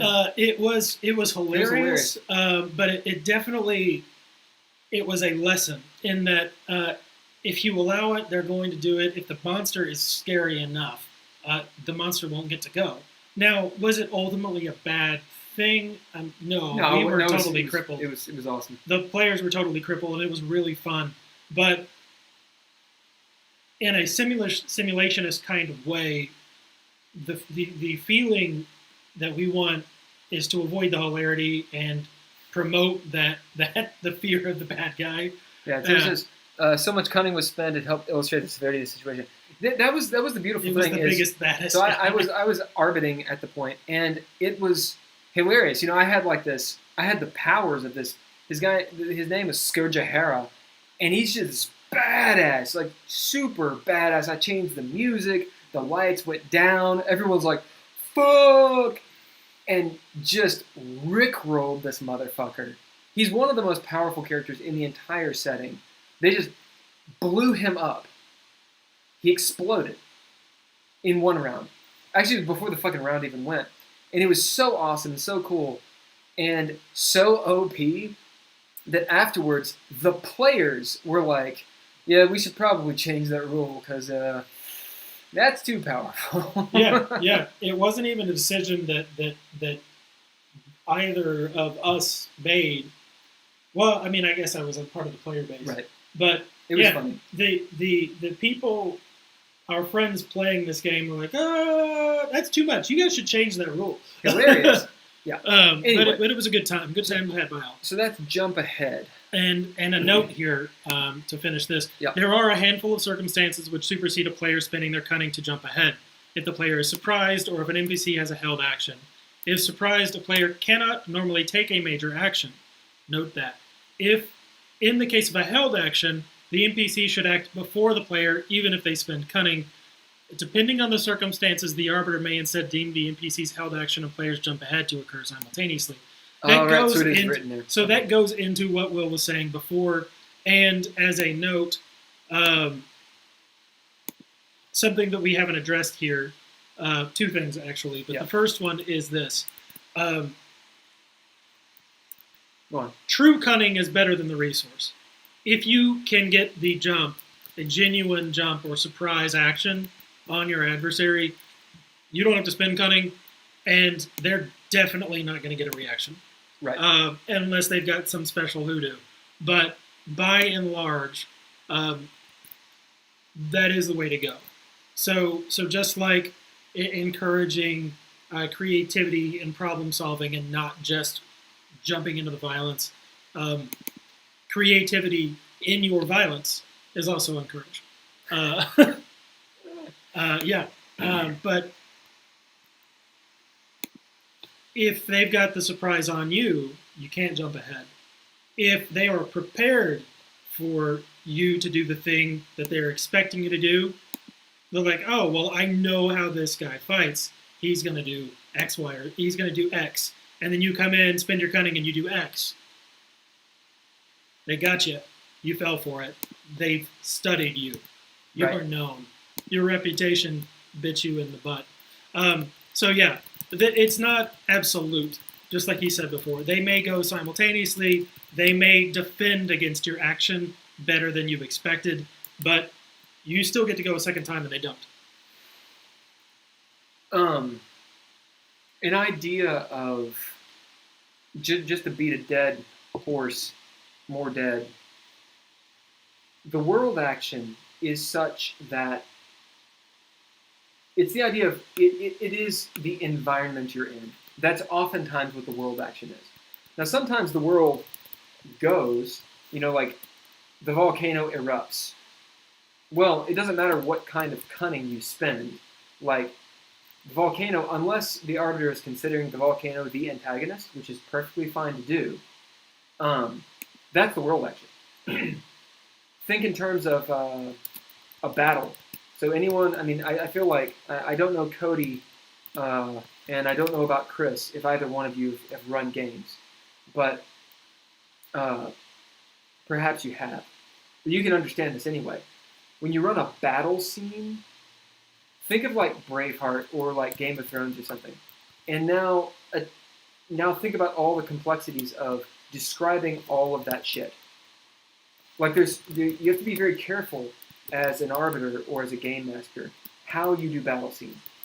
Because if you're not careful, the players who are supposed to be, the protagonists, get to wade through 60 other people's turns. And that's boring as fuck, especially if you're rolling for each person. Like, it's annoying. And some people like it, right? Some people dig that. In my mind, a gamist person, someone who likes to play maybe HeroClix or minis, like a tabletop game in that regard. Maybe they love that. Do it all day. But most of the time, that's a narrative type thing. And you can fold that into the world action. So you can say, okay, as an arbiter, this battle maybe has 2 or 3 phases or arcs. And I want to say Perna the Pow actually taught me this. Set a timer. And it's only for you. Boom, 10 minutes. After 10 minutes, next phase of the battle, and that's the world action. So the players are doing their thing, antagonists are doing their thing, blah, blah, blah. Boom, the 10-minute mark hits, bam. Okay, the world action goes, you tell everybody, and this happens. You see the bad guys, the opposing army, the tide has started to turn. Okay, that's the environment now, what do you do? So no one spends cunning to get ahead of that. Because the idea is, the only way that you can react to something is if you see it first, is if you notice it first, right? So jump ahead is not actually just going first without any provocation, which leads me to my actual point, which is to leapfrog off of what he had just said. Sometimes the antagonist, they're not on the world action, but even if you jump ahead, you're acting at the same time that person is, because it just makes sense. The antagonist might surprise you, and if you're surprised, you can't jump ahead, because you can't react to a surprise. You are surprised, right? You didn't know that thing was sitting there in the dark. You react to something that has already happened. Oh, I spent cunning. Well, you can't really spend cunning. You can react to it, but you can't go before the thing you're reacting to, right? Now, let's say you're not surprised. And mind you, this is not a game mechanic of being surprised. This is just the situation. You roll into the room or go onto the beach knowing that person is there. Your opponent is there with their sword, and you're going to have a duel. They start drawing their blade. I spend cunning. I go first. Okay, cool. You jump ahead of them. Oh, a lightning bolt strikes. Everyone's surprised. Well, you can't spend cunning to go before the lightning bolt. Unless, for some reason, you have a power, which is down in expertise, that allows you to act during surprise rounds. Now, there's no surprise round in DreadLore, but to use that nomenclature, everyone's fucking surprised. The world is occurring. Somehow, you have a power if you drop that bid. Sure. But you can do a thing that no one else can.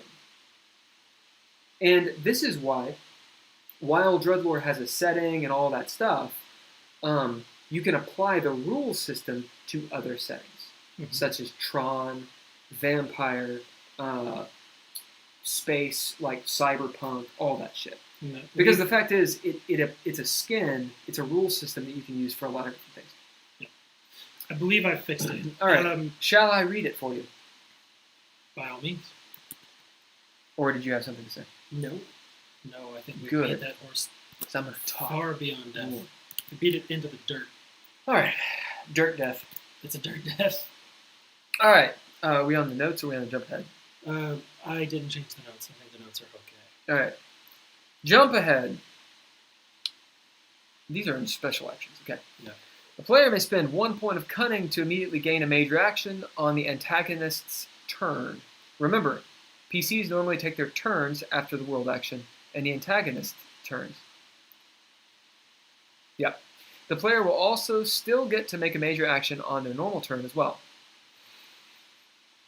Alternatively, one may spend cunning after the antagonists have already acted, and doing so on one's turn effectively grants the player 2 turns in a row. Players may only jump ahead once per round. I would have to take several pauses reading that to understand what the fuck it means. Although I do think it's clear. There we go. So the initial one didn't actually say that you get to go before the antagonists. That was the problem. So the idea is the player may spend 1 point of cunning to act before the antagonists, which I think is just a better way of typing that out. I agree. So it gives you 2 turns in that round. May I? Go ahead. No, go on. I think so. A player may spend 1 point of cunning to take a major action before the antagonists, or before the antagonists, because the note clarifies sometimes it's at the same time as. The player may spend 1 point of cunning to take a major action before the antagonists, in addition to their normal turn for that round. That's way clearer. It is way clear. more succinct. It is clear. Let me type that out real quick. The typing shall happen. Okay, so this is the hell of copy editing the book, which is why it's taken us so long to do it. We know how the game works. We can explain it so well, but god damn it, writing it, and then you write it out, and then you're like, but wait, actually, if someone reads that the wrong way, then it won't make sense. And then you end up like repeating yourself later on. So that's why we're doing the copy edit. And literally going from the top of the book, the beginning of the book, all the way down for things like this, to make it actually intelligible. And remember, this is a document, not a book, right? It eventually will be a manual, a book, all that good stuff. But this reads from start to finish. It's very linear. And that is like really good for like a research paper or something. It's not good for a gaming book. Document format sucks yuck, right? Kind of like, it's just better to have a physical book you can flip through than a PDF. Why?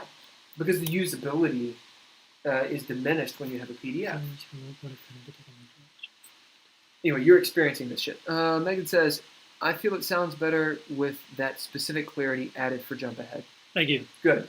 Hopefully this is best. Good, better, best. The player may spend 1 point of cunning to take a major action before the antagonist's turn, in addition to taking their normal turn for the round. Remember, PCs normally take their turns after the world action and the antagonist's turn. Player may only jump ahead once per round. Boom, done. I love it. Let's talk about changing your stars. Let's move up. Change your stars. I just like the idea that a player might at some point say, I'm going to take this action, change my stars. A player may choose to burn. Now, I put that in capitals because it's a trait. Anything in capitals in the book is a trait. I put it in capitals because if you burn breath, you gain the trait burned breath. But that was one of the initial incarnations of relapse. I think it's fine, although exhausted is also considered a trait, and it's not. That is you true. Don't get traits for exhausting your traits. Right. We will deal with that later, because that's a find all replace thing. Although, if we're doing it, we might as well just do it. Just yeah, make a note. We're not going to do that. We'll make a note. Because find all replace is not. Okay. Change format to exhaust. Yep. Bam. Awesome. Okay, so because we have to do exhausted, all the incarnations. Yeah. I don't know if burn, the fact that is a capitals, if it's ever actually described. Burn is not describe. We need to describe it here. Is it not written somewhere in breath? What is burnt? No, it's actually, we have a whole string of comments about Well, defining son bitch. I figured do it here because breath is really the only resource. Burn. No, just do it here. Well, let's change your. Oh, it isn't to change your stars. Fuck. I'm saying it's okay. Listen, I'm the one who's been drinking. It's all right. All right. Change your stars. As it turns out, just read it. a player may choose to burn a point of breath to alter the storyline for that action. That doesn't make any sense. Breath that has the burn trait cannot be used or recovered. Well, fuck me. Changing your stars is incredibly powerful, but also dangerous. If all points of breath are either exhausted or burnt, that character is considered to be shadowed condition. I think we can ditch the word condition. They're shadowed.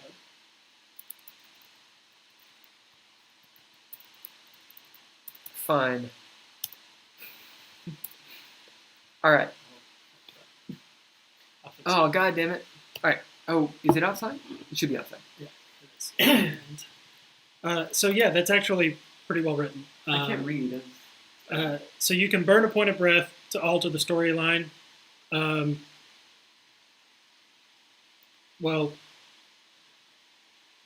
I think we need to explicitly say, write down. Yeah, that first line needs to be edited. But I think breath that has the burn trait. Maybe that sentence should be something like, when you change your stars, gain the burn trait, write it on your sheet next to your breath pool. And then we need to describe that affects your period of life and how it actually does so. Because right now, you have to divine how that works. Right. And it really, divine change your stars. We'll just leave it here. Yeah, a player may choose to burn a point of breath to alter the storyline. It's the wording's fine, but it sounds funny. A player may choose to burn I'm going to read it to you. A player may choose to burn a point of breath to alter the storyline for that action. Reorder that sentence. So the thing is, when you burn a point of breath, you're affecting the action you're taking. But when you burn a point of breath, it is bigger, and the ramifications exist outside of that action or even that scene. It's usually pretty substantial. It's the difference between life or death. I think this is the point where we have a list. It's a little dangerous. But the idea of, hey, you can burn a point of breath. It doesn't come back.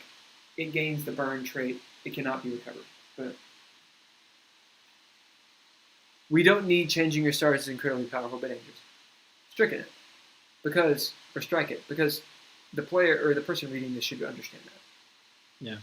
If all points of breath are exhausted or burned, they're shadowed, well, they already know that because that's in breath. Right. When you're out of breath, you're shadowed. We don't need to say that. What we do need to say is, why would you ever fucking burn a point of breath? So I say, it's a narrative thing, such as these 3 or 4 things that it could do. Do you want more coffee? No.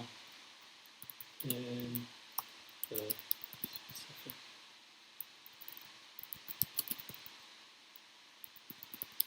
I do not need more coffee. You don't need more coffee? No. The fuck is wrong? Tisk, tisk. It's true, I've been staying up till 3 or 4 in the morning because I'm a night owl. So yeah, ordering the book, ordering the format, saying things in a way that's both succinct but also clear. I mean, you can have rules or guidelines in our case that they're incredibly succinct, they're very efficient, elegant even in what they're describing, and yet they don't make any fucking sense.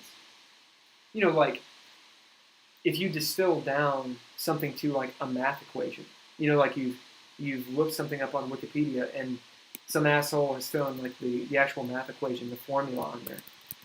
You have to like unpack, and just being super efficient is not actually the most efficient way to use a book or to write a book to be used. So there's a balance we have to strike here. And if any of you all are reading this and you're like, what the fuck are they talking about? Let us know. See, we're coming at this from a very non-objective way. We know what it's supposed to do. So sometimes certain terms and whatnot, you know, that don't actually make sense or are not very clear, we're unaware of. You should have basic rules, then guidelines for specific mechanics. That's a good point. The first module, which I think we're in module 2, aren't we? Or are we still in module 1? We're still in module 1. Yeah. So module 1 is essentially the basic rules. That's why there's a short list of these very mechanical sounding descriptions. And then as the book progresses, it actually gets a little bit more narrative. So the idea is, if you ever want to know, what are the actual like hard baked rules, go to module 1. If you want to make a character, go to module 2. If you want a little bit more of a spice, then that's beyond that stuff. And that's our attempt of making this document usable and more of like a reference. Yeah. But I dig what you're saying. Basic rules, then guidelines. That gets into the format, the organization of the book. And again, to beat the dead horse, this is a document, not a book. And that realization, it took me literally years to finally realize it. We were trying to do something with a document that maybe it can be done, but our eventual goal is to have a gaming book. A nice, sleek, maybe 200, 250 page gaming book, right?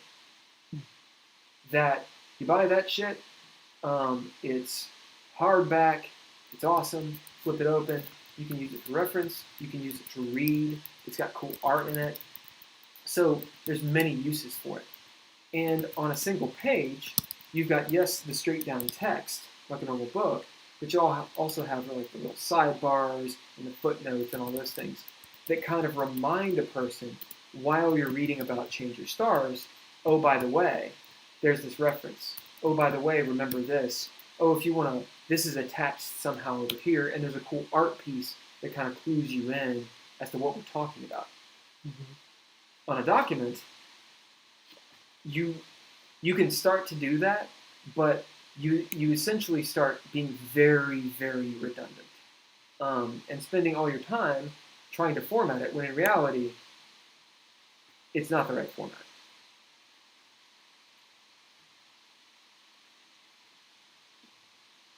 Also, training people how to use the content you have. Just to go off on a little bit of a lark, or a yarn, should I say. Like, so I do web development. I build apps and such here and there. And training someone how to use your app. You know, you can have the baddest ass website or app in the world. But if people don't know how to use it, or it's not intuitive enough to use, then people get frustrated really, really fucking fast. So what eventually happens is, and this pertains absolutely to what we're doing right now, formatting and usability. What happens is developers, or, you know, I guess book editors, will create things that mimic the sort of general paradigm of how things work. The problem with that is, oftentimes, what is generally going on is an inefficient way of doing things. Let me prove this to you. Look at the new fucking Facebook. Right? They're still trying to make it look like Facebook, and yet they're trying to also make it look kind of like an app, even when you're on a laptop, and it's really fucking annoying. Fixed it. Boom. I get it. It makes more sense for me now. Sweet. The player may choose to change their stars by burning a point of breath to alter the storyline in the ways specified below. Burning breath permanently reduces one's breath pool by 1 and grants the character the burnt breath trait. So the things that you can do: remove the dying condition, avoid character death, defy your limitations, and succeed on an impossible task and avoid limbo. As in all things, this is subject to the Arbiter's judgment. Okay, so this is amazing. I love it. I hate the asterisks. Why? Because we don't use it anywhere else in the book or the document. Nope. Or I can just do this. Or just do that. Yep. That is such a good way of saying it, and that actually plays into what I was just saying. Such a good way of writing it, but then, here in 2-3 weeks, we're doing something completely different, and then people who look at it definitely notice. Yeah. We only really use burning breath for those two things. It's a step above spending breath to go to limbo, and it's a step below a dread point. In some ways. Yep. There should be a reference here to the fact that when you do drop breath, which I think is in breath, so that may be redundant. So the breath pool refers to these special actions. Okay. And primes you on, or will prime you on the ramifications of spending your burning breath. Should we have a reference here to where the breath pool is? I don't like that. Okay. Fuck it. Concentrate. Because it becomes this weird circuitous... Concentrate. Some actions require a character to concentrate. Doing so requires a suitable bid, which lasts at least 1 round. For longer periods of time, the Arbiter may decide how many traits need to be exhausted so the action can continue. If the character takes damage or becomes distracted while she concentrates, then her condition may break, or concentration may break. The character may then rolls against how much damage she took, the difficulty generally reflecting damage taken. If her action is particularly intense, the Arbiter can raise the number of successes needed to maintain concentration. So, if you've played Dungeons and Dragons, as I'm pretty sure everyone who's listening has played Mowage! Mowage! Twoo-wav. Anyway. This is the same as casting a spell in D&D and, getting fucked with while you do it. Basically, Magicka, which is in DreadLore, or anything that requires a character to, concentrate, for lack of a better word, or concentrate is just the best word, to focus. The idea is you can be fucked with. Magicka is incredibly powerful, and one of the ways that we balance that is it's really dangerous. It is chaotic, which you'll see later. It literally has a chaos die associated with it, and it can be fucked with. Now, it doesn't take a full round action or any of that shit, but the idea is if someone says, I am going to use my Magicka, we shy away from the word spell, by the way. I'm not really sure why we do that. It was something that you tried to institute. I wanted Magicka to be more like art than science. A lot of times the wizards are like sort of the, I guess, the alchemists, like scientists of the high fantasy world. In DreadLore, mages or wizards, the pejorative for mage, are more like the artists. And so I was trying to get away from this idea of spells. It even goes into the races in DreadLore. We don't use the word orcs or humans or dwarves. Instead, because there aren't humans. Oh, cool. What's the human race? We don't want that. What's the average race? There isn't an average race. It needs to be a different world. That's what we're trying to do. We're not just trying to rename J.R.R. Tolkien's world, right? We're trying to create something new. Now, if you want to take the system and apply it to Tolkien, great. And in fact, that would work very well. Man, that was a random whatever. So concentration. The idea is you're trying to concentrate. You're trying to focus on something. Let's say it's a task. Let's say it's a spell and there's stakes involved. If that concentration is broken, shit blows up. If you're trying to, fix the Kixie Winsky. Kixie Winsy. Kixie Winsy? I thought it was harder to say than that. I thought it was Kixie. I don't think so. Really? Yeah. Anyway, a big Thergic device. A big, steampunky device. Yeah, shit can go bad. You can get really, really burned by the steam and such. You have to have concentration. That's a bid. Every round, the Arbiter says, okay, cool. What are you doing? Oh, I'm still, doing the thing. Or I'm still studying my spell book. Whatever. If you're under duress, you have concentration, you got to bid. You're bidding your traits. You're doing this thing. Let's say you use a levitate kind of spell, which in our system would be, there is no real levitate. You're concentrating on air and flame magicka. Well, you got to maintain the concentration. So every round, you're dropping concentration, right?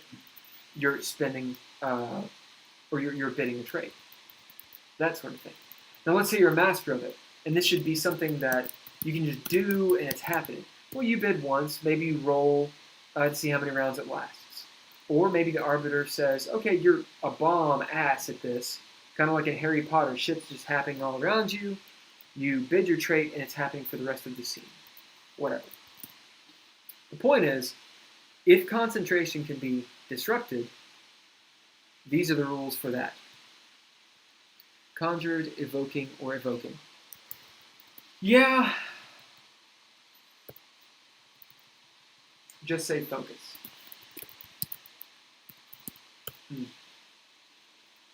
Well, the game mechanic that we have through the book, and this is me being lazy, is concentration. And I'll tell you the reason we didn't use focus. It's because in DreadLore 1.7, focus was a mechanic. And I think in the back of our minds, because we liked that mechanic so much, despite it not really being good for this version of DreadLore Relapse, we sort of have it unreserved because we liked it so much. Basically, focus is the epic level of this game. If you have focus, it's your way to being a demigod. And that's the reason we didn't use it. Okay, did you edit? Yep.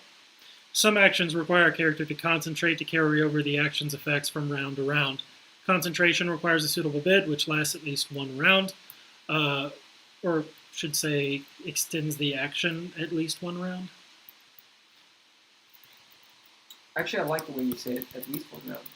Because the idea is that you bid, you may have to just do it, it's round by round. Yeah. Requires a suitable bid, which extends the action at least one round. For longer periods of time, the Arbiter may decide how many traits need to be exhausted so the action can continue.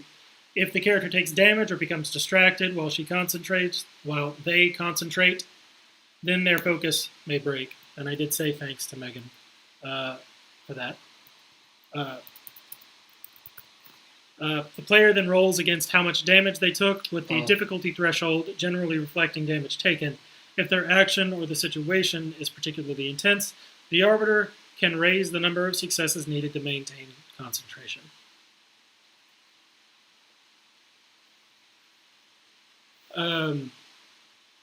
I see what you mean, Megan, yeah.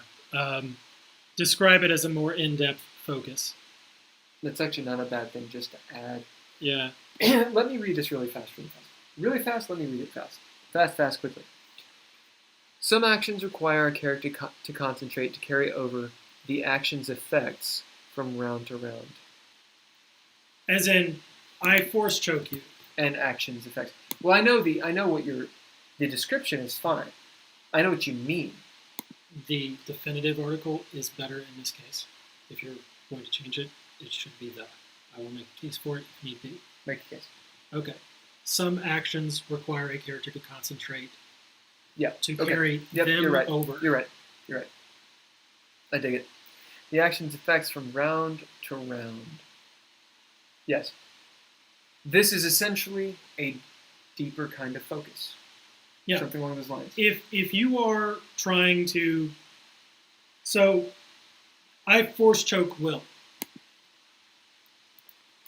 If I want to continue force choking him over 3 rounds, I can take a major action each round, getting a variable number of successes in the attempt, possibly failing when I do that.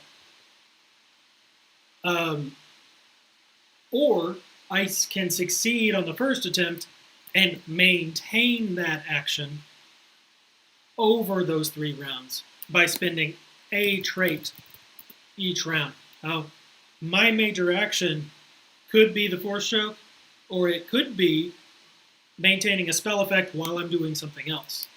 I just said the forbidden word. Some actions require a character to concentrate to carry over the action's effects from round to round, essentially maintaining a deeper kind of focus that can be disrupted.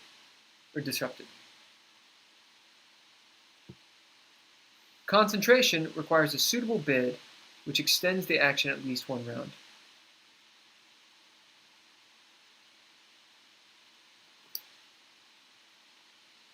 For longer periods of time, the arbiter may decide how many traits need to be exhausted so the action can continue.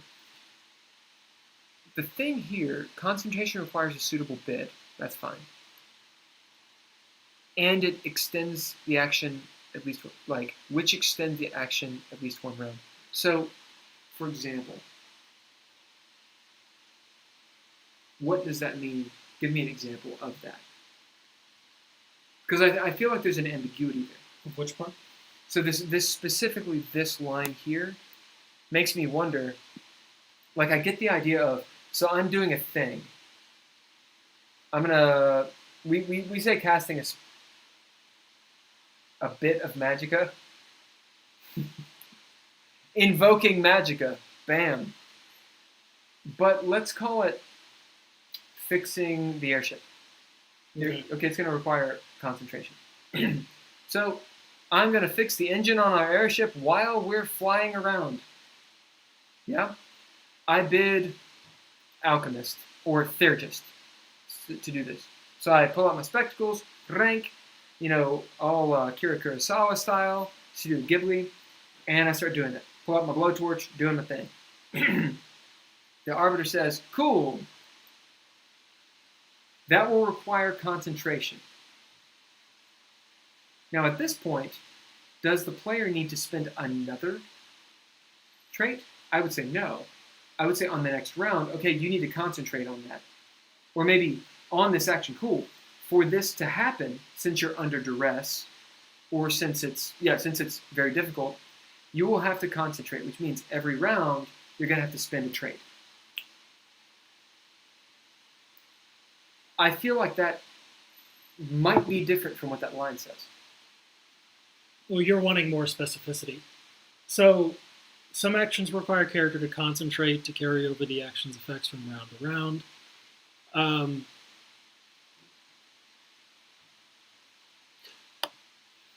For instance, if I may. Yep. I hate the lag. There's a lag. Yeah, I don't like it. Why does it only lag when you touch it? It's because I have... You have the lag hand. I have the lag. I have the slow hand. The slow. That sounds good with the extra word. Sweet. Okay. I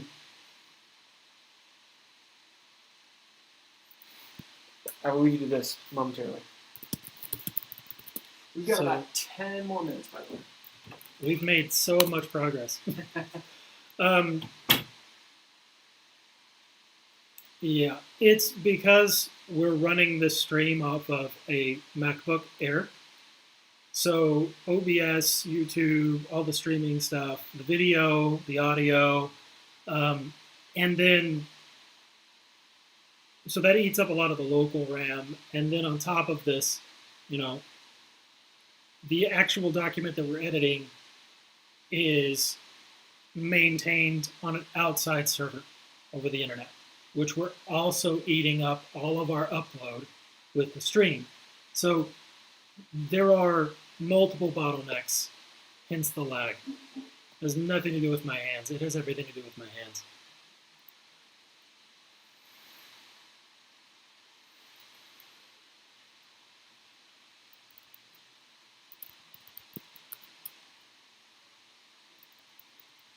Let's see here.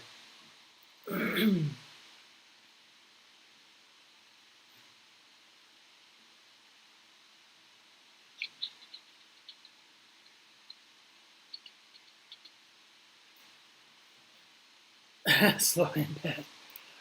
Indeed. How do I want to phrase this?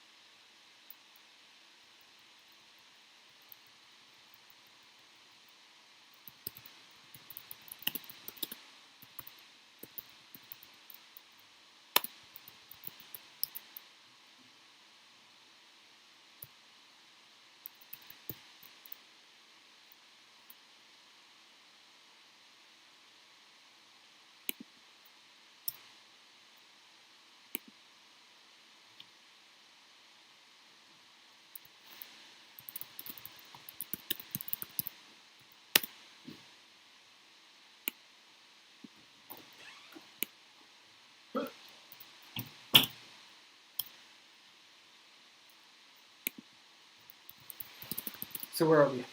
Slow hand bad. The lag is real. Yeah. Megan, is the lag, can you see it in the video? Or is it just lag in our document editing?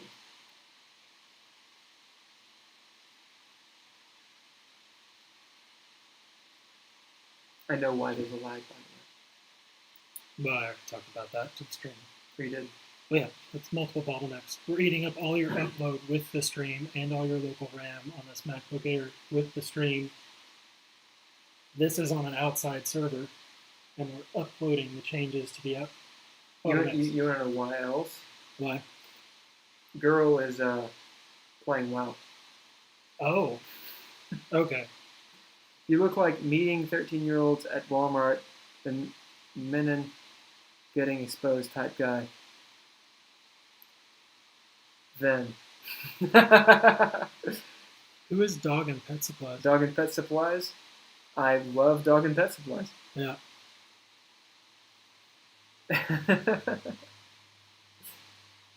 Hello. Hey. Yeah, I'm going to go turn off. So, the roommate is playing WoW in just a second.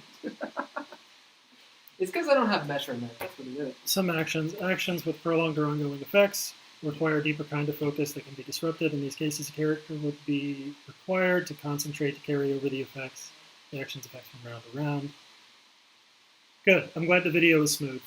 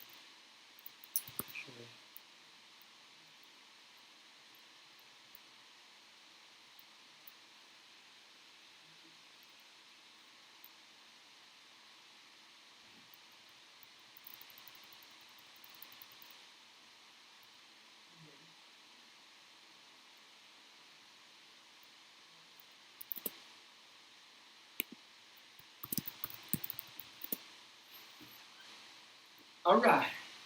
So who's dogs and pet supplies? I don't know. Oh, We may have our first, unknown person, hell yeah. which is great. Dog and pet supplies, you are welcome here. Thank you very much for jumping into the chat. Sorry, I was getting some bourbon. Maintaining Video seems smooth on my end. So, requires- yeah, my lady friend was on WoW for a little bit, and our internet is very new, so we don't actually know how much we can push the bandwidth. And the good thing is, even while she was playing WoW, while there was a lad, while there was a lad out there, it wasn't too bad. We might, here in the next maybe month, get some MetroNet, which is, for those of you, actually, is MetroNet nationwide? no, don't believe so. It's the fiber option in Kentucky. And we'd go for probably the 100 megabits up, 100 down. Right now we've got 400 down, 20 up. And it's been pretty good. All right, so where are we? Oh, you're still in concentrate. No, I'm fixing it. You Okay. fixed it. So some extended actions with prolonged or ongoing effects, require a deeper kind of focus that can be disrupted. Uh-huh. In these cases, a character would be required to concentrate to carry over the action's effects from round to round. Maintaining concentration requires the bidding of a trait to extend the action to each round after the first. Solves that problem. Yep.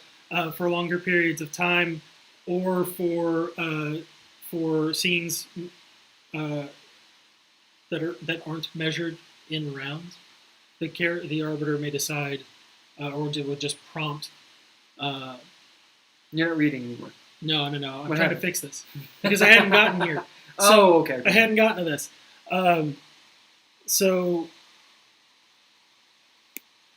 let's do this.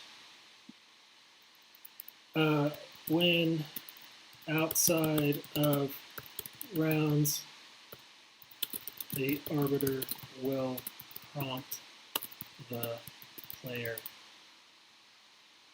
to exhaust, to bid.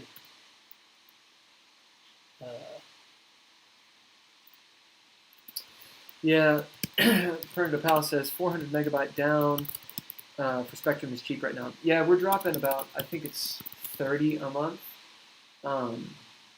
So this is for you as well. If you have Spectrum and you're in and around our area, so Kentucky, Ohio, etc., go ahead and change your fucking plan because you're probably spending like $50 some odd a month for utter shit internet.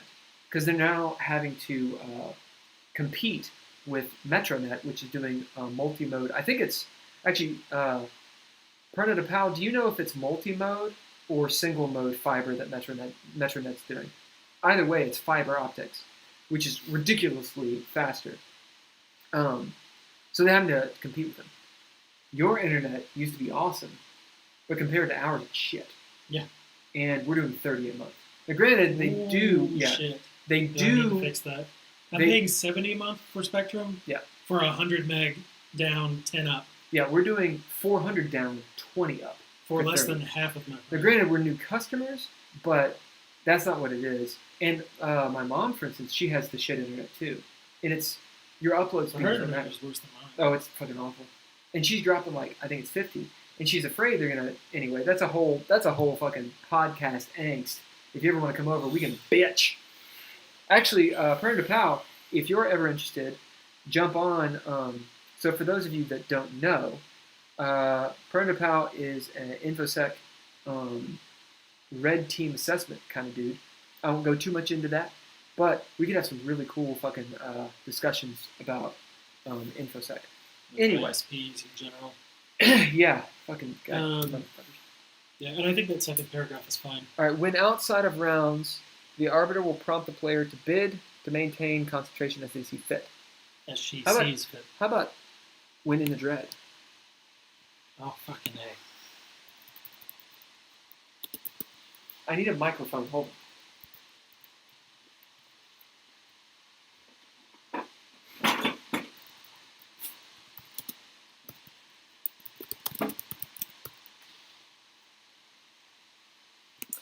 It's true, $60 a month at the moment with Spectrum 400 down, but I think they're trying to compete. Like I said, dude, I'm doing 30 a month for 400 down, 20 up. So I say, because it's the no contract time right now, it's month to month, renegotiate.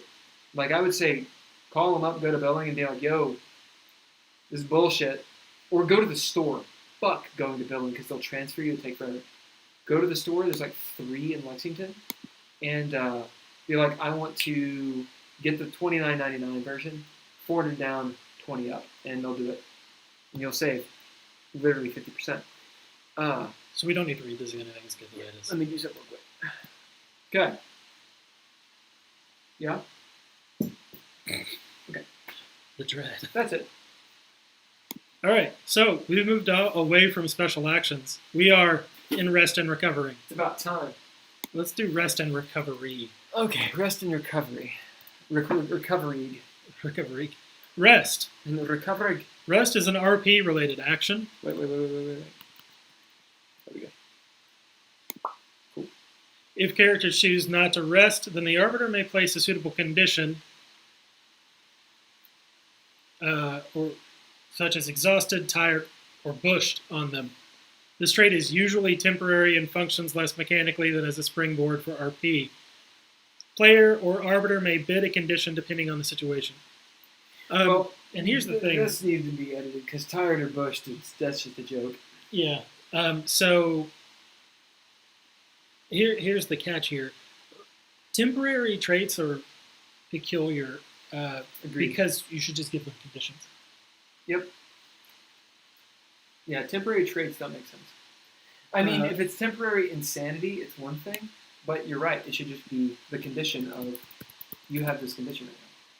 You can get over it. According to Pal, you are correct. You're correct. Sorry, that's me just being at a loss of words. I agree with you, and therefore I think you're correct. Metronet right now, the fiber people, the fiber people, I want to say you can do, it's like $65 for 100, maybe it's 56 for 100 down, 100 up, and you always get that, and that's pretty fucking awesome. Because I guarantee right now we're not getting 400 down download speed. I'd say, just as a guess, we're probably at like 40 or 50, and that's assuming not everyone and their mom is using the internet. But that consistency, 100 down, 100 up, like even like live streaming, that would be fine.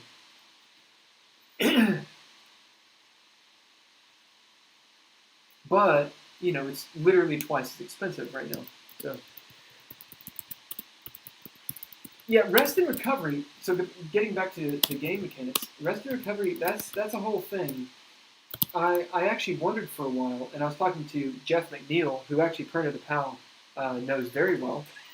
Hi, lady. Hello. Hello, dog. The idea of, should it even be a mechanic? Kind of like initiative. Should initiative be a mechanic in your game? Sometimes it's great if it serves the purpose. But just to have it, because all the rest of the systems have it, doesn't make sense. Rest and recovery. How often do you role play rest and recovery? You don't. In D&D, it is a reward system. If you rest, then you recover your spells, your spell slots, your hit points, etc. In 5th Ed, they kind of mitigate that by saying, okay, well, you have hit die, you can take a short rest, and it sort of saves the narrative from being like, okay, we as a party just rest for 8 hours. The elf says, fuck you, I rest for 4, or whatever. And I think that's clunky. In this game, the idea is it absolutely could be mechanical. It could be, hey, we're going to rest because in a narrative sense, we want respite from the world. We're trying to do maintenance, whether that be recovering or it just makes sense because we sleep, right? Even someone who doesn't sleep needs to rest. Motherfucking God. God rested. Yeah? Gandalf slept with his eyes open, but he did sleep. And if Gandalf sleeps, your motherfucking character better sleep. I'm just saying.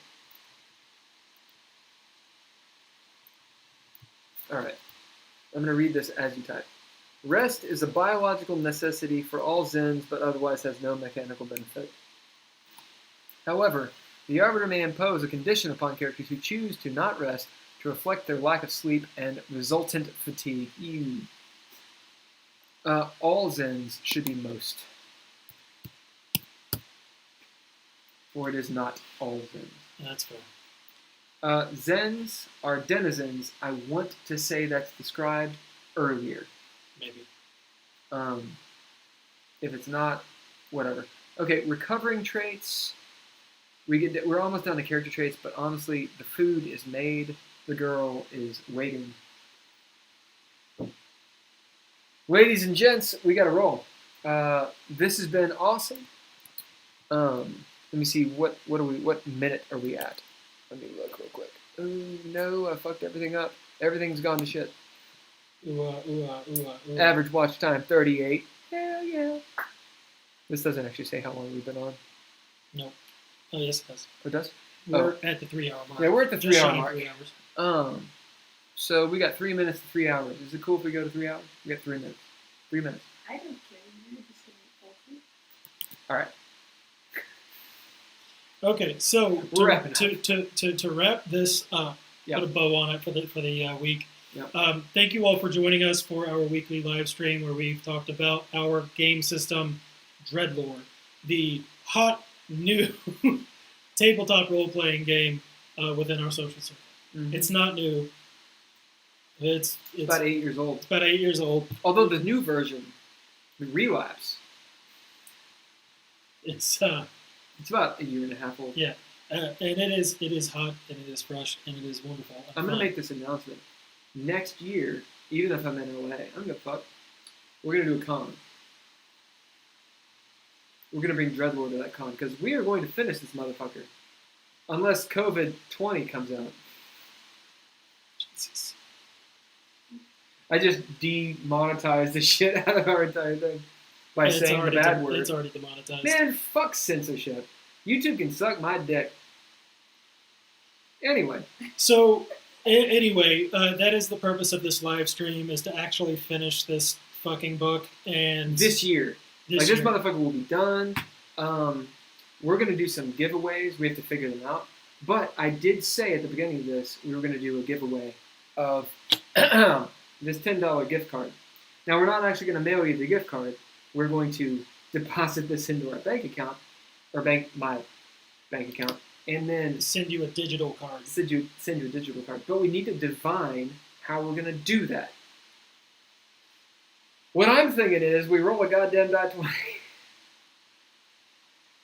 We just put your fucking name down. We say who gets the highest number.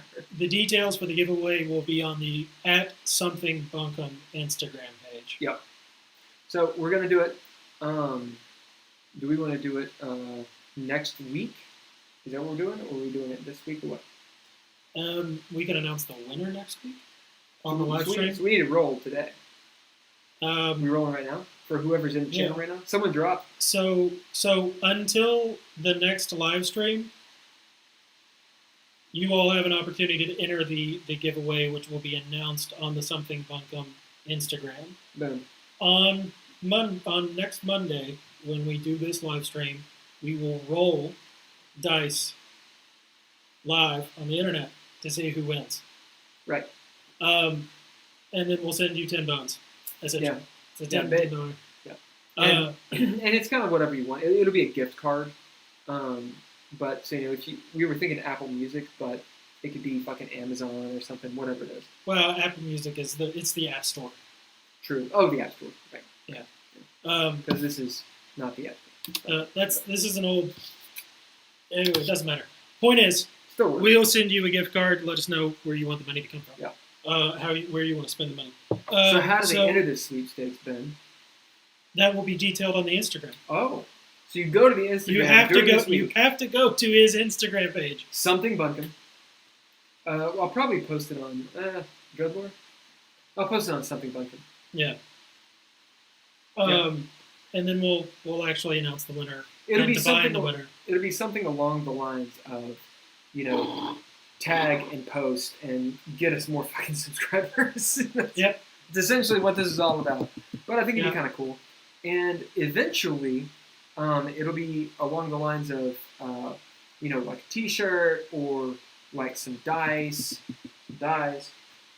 maybe some artwork. Predator Pal, like I said, has done some of that artwork, and we'll talk to him, see if he's willing to, part with a print or two. I've done some artwork. We can do that kind of shit. Anyway, that's for the future and that sort of thing. So this week, $10 gift card, probably to the App Store. Get on the Something Bunkum Instagram, and we will detail how to do that. And then next Monday, we're going to be on at 7 p.m. Eastern. We will be on at 7 p.m., won't we? Eastern. Yes, we We will. will start this bitch at 7 p.m. Right around 7:30, we'll roll. And whoever's on the live stream is how we're going to do it. So not only do you have to do what is on the Instagram, you also got to be here for it. And we'll throw down. You get $10. See you next week. Peace out, ladies and gents. Megan, thank you for bringing people. Chris, Predator Pal, Cody, what was it? Dog and pet supplies. Dog and Pet Supplies. Thank you guys a ton for jumping on the stream. And, yeah. Bye.